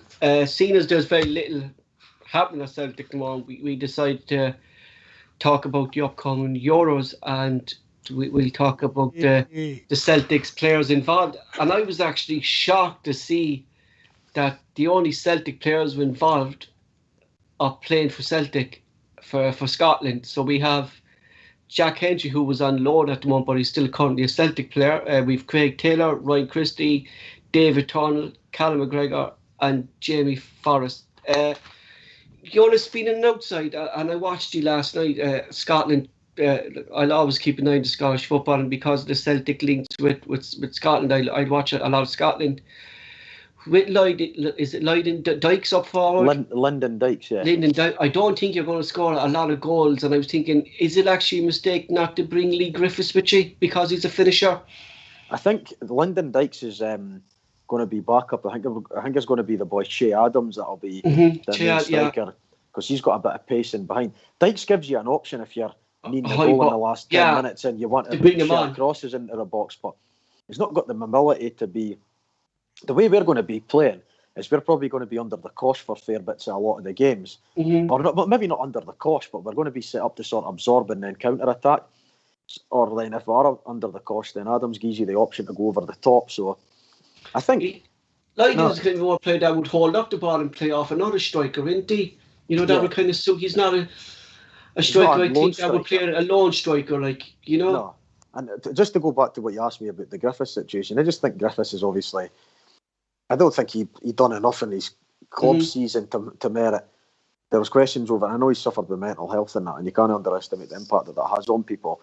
So I'm certainly not using that as holding that against him. But like I say, there was questions over his attitude, his fitness, his professionalism. It's a football decision, really, that it came down to, be honest. You know, that's he just hadn't played enough football, and that's as simple as that. I think that's what it came down to. Michael, go on to yourself. The performance of David Turnbull last night was very impressive, wasn't it? Again, just showing why he should have been picked in the first place. He's kind of been put in the squad on the basis of injuries to other players. He should have been selected anyway. The young player of the year in Scotland and Celtic's best player by miles this season, and he wasn't actually in the official squad at the start. Absolutely ridiculous. But again, he proved against Holland why he should be in the squad. Did you hear the Sky commentary, the match last night, when they mentioned that David Turnbull was Scotland's young player of the year, and when the commentators turned to, I don't know which fella it was, said, to be honest, he wasn't up against much, was he? Did you hear that? That's just the biased stuff we're saying about Sky Sports, and it's even international football as well, isn't it? If I'm being honest, I actually, when Sky Sports, I actually don't listen. Joonas is the same. Whenever we watch any football that's related to Sky Sports, we actually don't listen to the commentary. We actually put on something else in the background, whether it's BBC Sports Scotland or something, because I actually can't listen to anything to do with Sky Sports at all. Yeah. Gosh. I noticed there as well last night, Mark didn't watch the match, so I can't ask Mark, but I go to Joonas, and this year we've been constantly talking about Callum McGregor's performance of Celtic this season hasn't been up to scratch. But when I watched him last night, and he had more freedom and he was more on the ball when Skpe wasn't next to him. Do you think that was maybe affecting his play this season, that he was mostly kind of watching over Skpe, that Skpe wasn't up for it, considering what I saw last night from him? He had more freedom. Joonas? I think, yeah, I mean, like I said, he sort of suits playing in a system where he has a bit more like sort of license to roam and stuff like that. I mean, you guys will know more than me when it comes to, because I didn't see like obviously that much of him, so I don't know how like his club form was impacted, but certainly when he played against Serbia in the playoff and that, he's always been steady enough for Scotland and that. Like, hey, doesn't do anything that spectacular, but what he does do is he doesn't give the ball away and he keeps it ticking over and stuff like that. And he's comfortable, is he? You know what I mean? So I don't think he's ever let the country down, in my opinion, anyway. Michael, what's your take on that? Did you see that last night, that when Skpe was not around him, he has more freedom and stuff like that? Yeah, but we've been reiterating that all season on the forum, haven't we? You know what I mean? Like he says, he's a different player when he's not got him behind him, because he's not carrying the weight of two players, is he? I just like, again, I've been saying it for a wee while now, and I look at Scotland as a team, and I've never been so confident in a Scotland team getting out the groups in this Euros. It's a tough group, like you have. It's a tough group, but like he says, England I am, yeah, honest. No, I wasn't sure if you said you were or you weren't. No, I am very confident that Scotland will get out the group stages. Like I say, they've got Croatia, England, and Czech Republic, but they'll all drop points against each other. And I still fancy Scotland to get. There's something about Scotland being England down there. I mean, Joonas will be down there anyway, but. Are you going down, aye? Yeah, and we're. I'm just there's. Joonas will say as well. We're really confident that we'll beat them down there. We'll beat Czech Republic and we'll get a draw against Croatia. Chances against England, Joonas? Well, I mean, like, only scraping events, really. I watched them last night. There was nothing great I saw about them. You know, I was speaking to a lad that comes into my work who's an English lad, and he was saying that he says the flatter to deceive. They can play nice football against certain teams, but when it comes to the crunch, they're no what they're hyped up to be. And the thing is, I didn't realise that because the Euros have been extended to 24 teams, I can actually still qualify as a third place team as well. So there's a chance. The key for us is the home games. We need to start our campaign well. If we can get a victory at home against the Czech Republic and get 3 points on the board at the start, then that gives you a platform. And like I say, you've got nothing to lose against England. Obviously, like, on paper, they're probably... Well, we've got world-class players with Robertson and Tierney and that as well. So, I mean, they're better, like, all over the park in most areas. But, again, we've came on as a nation and stuff like that. And even against Holland, and people say it's a friendly and that, but they still had Wijnaldum, Frankie de Jong, and okay, the guys only played half. The referee gave you no favours last night. Like, Jesus exactly. Christ. I think it was that Memphis Depay as well. He's one of the best midfielder stroke attackers in Europe just now as well. No, I mean, so like he says, Holland, they've got some really good players. But I tell you one thing, when me and Joonas go down to England, what will be happening the same as the last time is that fountain in the middle down there. That'll be getting right with the fairy liquid again. Like, there's going to be havoc costing that like fountain down there again. Like, I saw.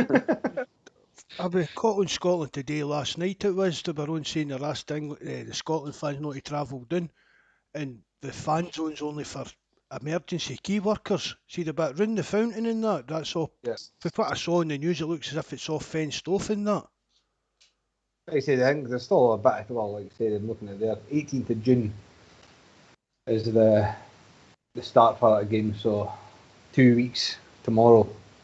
Still a lot of time in between that yet. So lockdown rules could even change in that length. That's what I mean. So we're obviously playing it by ear as it stands. Aye. Like nothing will change, nothing unless something serious happens.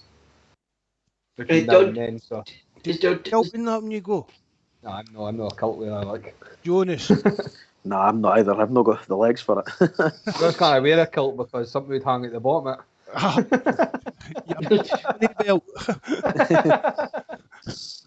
Back to the football before we start talking about different things there underneath the kill somewhere. I don't want to go, to be honest. we talk some strange things in the podcast, Mark, but we're not going there. Is there any Dundee United players in the Scotland squad, Jonas? Like Lawrence Shankland was in the squad, like a striker. Yeah, he was in the squad. Got left out at the end, kind of last minute, didn't he? Yeah, the final squad.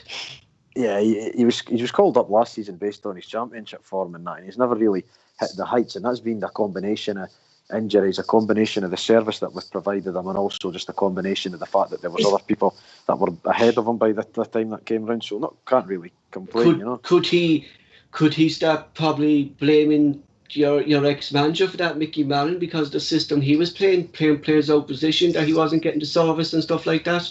Yeah, there's an element of that in the sense that he wasn't getting crosses because he's not got the pace to be. Exactly, you said that, yeah. He's an in between the stick striker, so he needs service. So yeah, he certainly suffered because of lack of that. I don't think there's any question about that. Is there any other Dundee player you think you would like to see in the squad?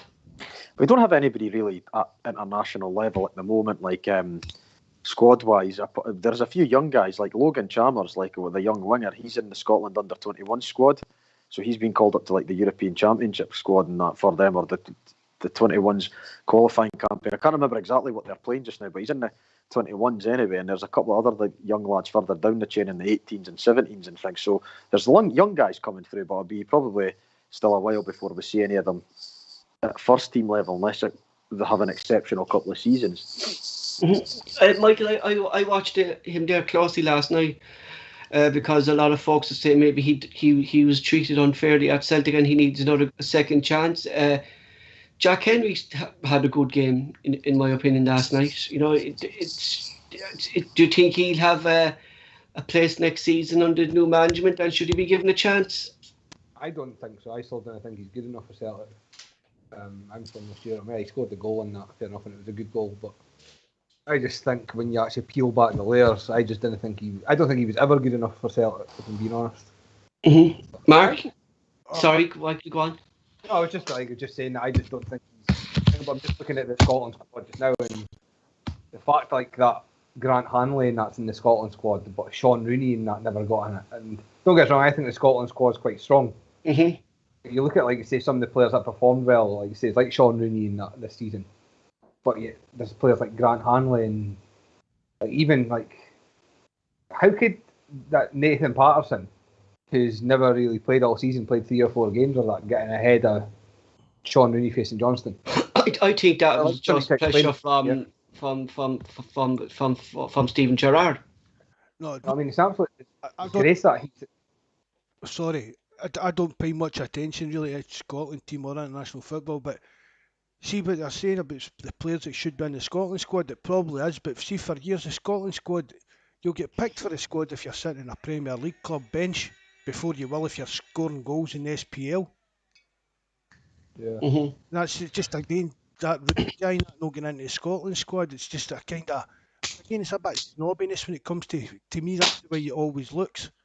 If you look on the basis of his performances this season for St Johnstone, the goals that he scored in the cup finals, he's been one of the outstanding players for St Johnstone this season, along with a guy McCann.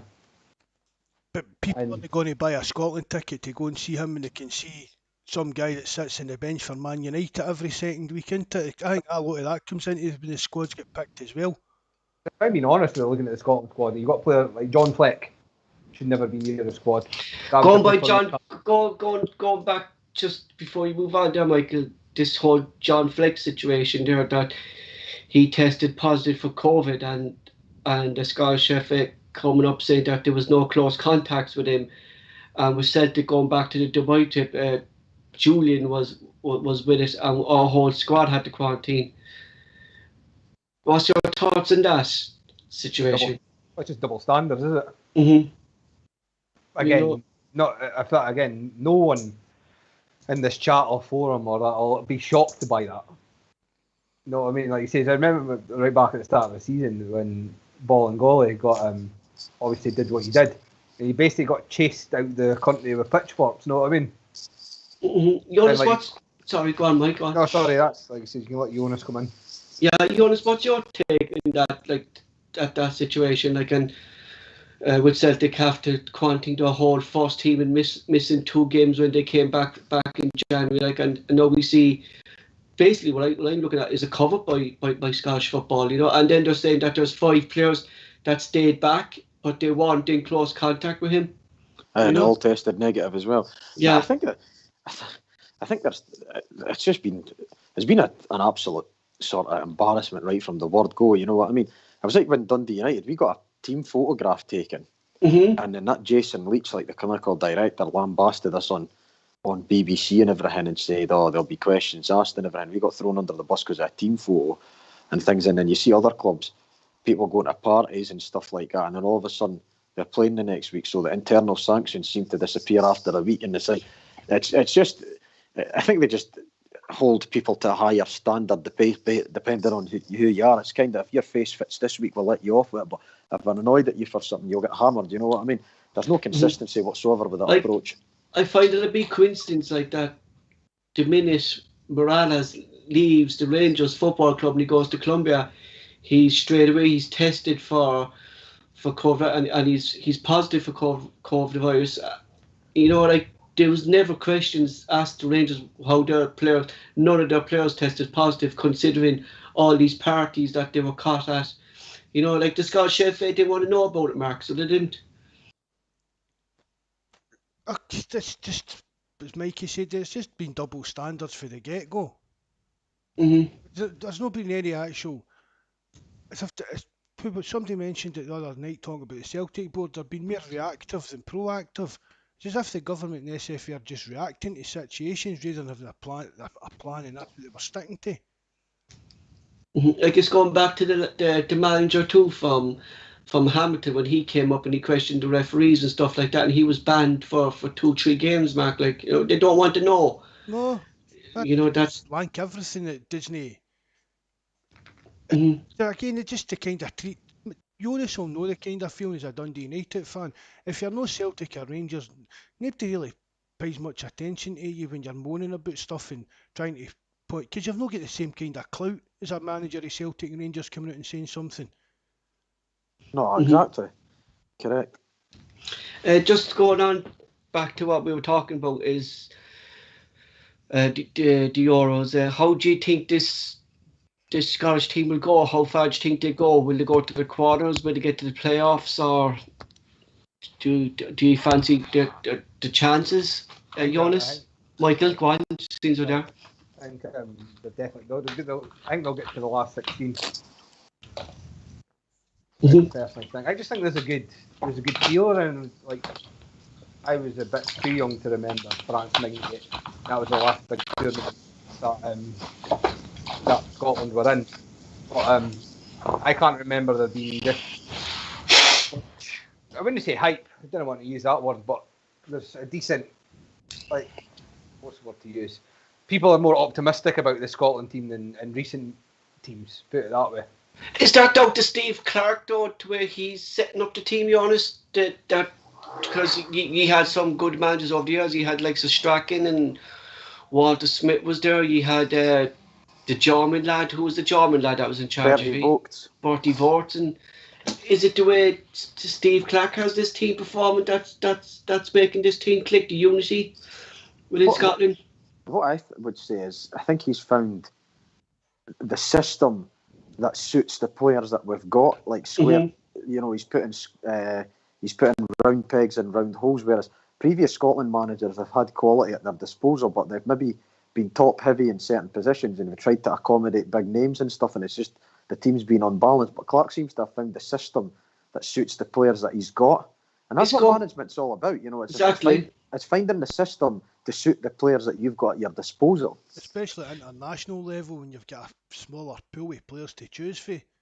Correct. Whether you're Brazil or Scotland, you've still got a smaller pool, so you can't pick and choose players that you want, kind of idea. It's go on, Joonas. No, I was just going to say, you can't help where you're born, you know what I mean? So, like you say, international football, you are limited to the people that are from your country. Okay, you'll get exemptions if you qualify through a relative, but everybody that plays for their country has got some sort of roots in that country, whether it's through citizenship for a number of years or whether it's through bloodline. So, yeah, you can't just go and say well, there's not an international transfer market. You can't go and buy teams for Yeah, players exactly. for your country, you know. Unless you're the Irish Republican team and get half the England B team to play with Ireland, then we won't go. Scotland have just been as guilty as that as well. I was watching, as I said, I was watching Scotland today last night, and Stuart McCall came on talking about us. With Scotland, we've got so many world-class players now compared to previous years, and this pure broad, like Bradford accent. Do you know what I mean? I mean, even Richard Gough was born in, was it Sweden he was born, or South Africa? South Africa, yeah. Was he? Scotland have done that for years as well. There's been a lot of Scotland, so like legends that weren't actually born in Scotland, Paul. Oh, there used to be a point with the Scotland team that if you were playing in Scotland or if you had a Scotty dog, that you could have qualified to play for Scotland at one point. I mean, you could have a Scotty dog and you could have got again. Remember Don Hutchinson and that's the same as I'm pretty sure that he was as English as they come as well. I'm sure it was, aye. It's called the granny rule or something like that, isn't it? The granny rule. Yeah, the grand. Just going to what you always saying there, like that he's found a system and he's got the players clicking and stuff like that. England tried to do that for years between Lampard and Gerrard, and they were two players of the prime example, two great players who actually couldn't play with each other. Jonas, weren't they? Lampard and Gerrard, they just couldn't click. They were too similar as players, you know. Yeah, no, like that's what I mean. Because they were both the number one midfielder at the club. So then you had, and then England should actually be ashamed of themselves at the fact that they never won a major tournament when they were going through that supposed golden generation with all those players in it, when they had Rooney, well, even Sir Beckham towards the end of his career, Lampard, Gerrard, again, like. But it's going back to what you said, like just picking the big name players and not picking the best team out on the day, like, and they're still guilty to this day. Do you know what I mean? The English managers, even Southgate's guilty of it by playing the big name players instead of the lower teams, you know. Mike, just play. Yeah, Jonas, go on. No, you were Michael. It's all right, mate. Yeah, I'm a firm believer that if you play for your country, you should be born in the country that you would represent. Far too many, like you say, some players that get caps and everything. I think back at some of the players that got capped for Scotland back in the day. Who was that guy? I think it was that Chris Uwalumo. Remember that miss? Who was that against? Norway. Remember that, Jonas? Remember yeah. That was like the chat on that. I'll remember that. But Jesus, that like how he ever played for Scotland, I'll never know. Like, I think that's because he played down in England as well. I don't know who he played for or that at the time. I couldn't actually tell you who he played for in his career. But might have been Burnley or Birmingham or something like that. Well, I was thinking Leicester. It rings a bell with Leicester with me. I'm sure he was definitely at Burnley, I think, at the time, because he was scoring a few goals. I think that's where he was. He was at Birmingham or Burnley, a club like that anyway. Just before we move on and we finish up the show, who do you fancy for us? I'm looking at France or Belgium was the two teams. I think France under their capable of beating any team, but again, it's the usual French. What French team turns up, Jonas, in my opinion, you know? Yeah, I mean, the French have got a wee ring of that about them as well, where they've got, I mean, obviously they won the World Cup and stuff like that, but it depends on, again, is when you've got a country with massive egos in every position, you know what I mean? It's hard to, I mean, you must be a nightmare being their manager, because you'll have guys that didn't get a game that would walk into the starting lineup in near enough every other country in the world almost. So I think with Belgium as well, like there's been so much talk about this group of players over the last couple of years that they're building up. They've come through the De Bruyne, Lukaku. I could name them now, but I can't think of it. But there's that group of players who've been with each other for so long. It's kind of now and never really for Belgium now to win a trophy. Jonas, isn't it? Yeah, well, you saw what happened to them against, like, you know, they looked odds on to win the Euros, and then Wales just came along and basically turned them over. So this golden generation thing seems to be banded about a lot, but very rarely do you actually see it to come to fruition. Yeah. Look at Argentina over the years with the players. They've had Aguero, Messi, Higuain, but they were always too top heavy with attacking players, but never had a good a good defence. That's the thing, like with Messi, like in it, like you could say that Ronaldo won a couple internationally, but Messi never really won the World Cup or anything like that with Argentina. You know, I think that's going to be his biggest regret, isn't it, with Argentina, Messi? You know, Mark, are you there? I go to you with Messi. I probably will regret it, but fuck him. I don't like Lionel Messi. You know that. I don't. He's So who? everything. I know you don't have an interest, Mass, but you'll watch some of the games, I presume, with Scotland involved. But who would you fancy? Who do you think, or have you any interest at all in it? I'll obviously, if you're all going to be watching it, I need to kind of watch it. Because we're going to do a pod with Mike. We're going to do a Europod when it's on, like, because it's going to be the football that's on, and we're going to watch closely the Celtic players in it. Like, well, I'm back in France anyway. That's my thing. I'd go with France or Germany. Just through the years, I've just always been strong teams when it comes to like. Yeah, Germany always see they know how to win, don't they? The Germans, don't they? They're thereabouts. The Germans, they really are. Mm-hmm. Again with Belgium, I don't fancy Belgium at all. With Martin is in charge of them. Mm-hmm. Joonas, who you didn't give us the name who you're actually backing? I'm gonna go for Scotland. I'm gonna go for Portugal. I think they'll have a sneaky run at it this time round. Yeah, there's something about them as well. Now they're always turns up for them as well, don't they? You know, they're winners, aren't they? Portugal as well, like they're winners. You know, it's another team. Michael, yourself? I'm 100% going against everything that Mark says and going for Belgium.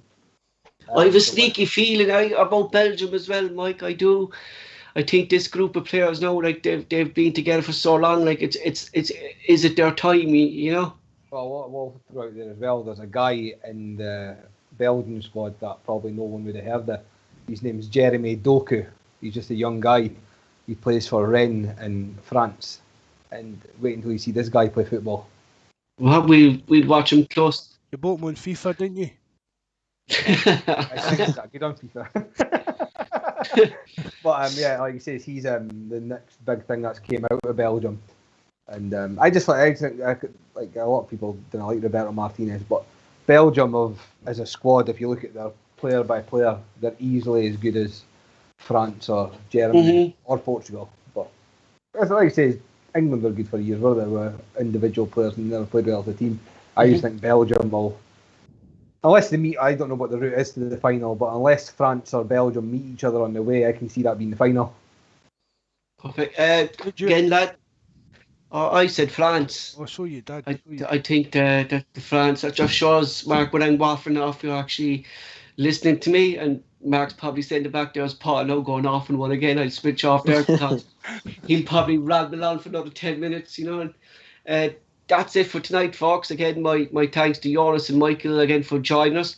I'm sure your lads will join us when we're doing the Europod as well, and we'll talk about the progress of Scotland in European football.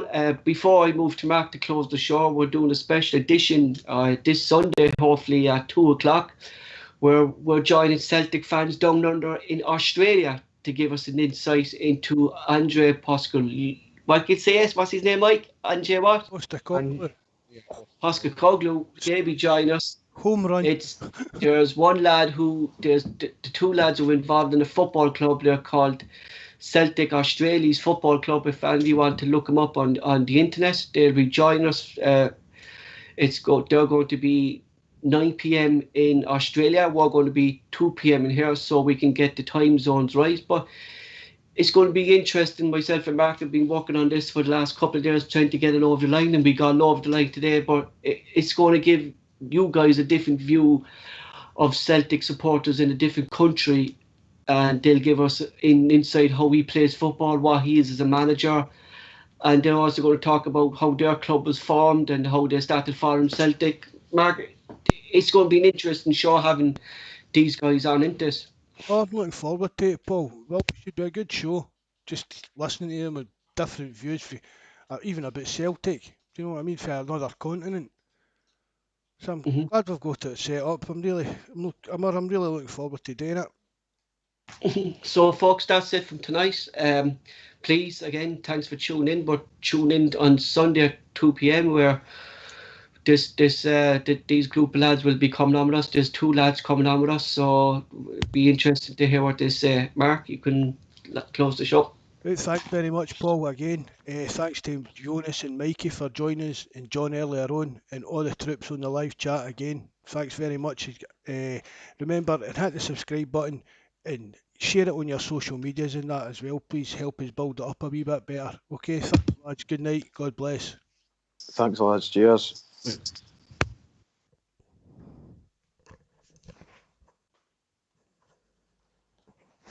Portugal's been removed from the list of places to go.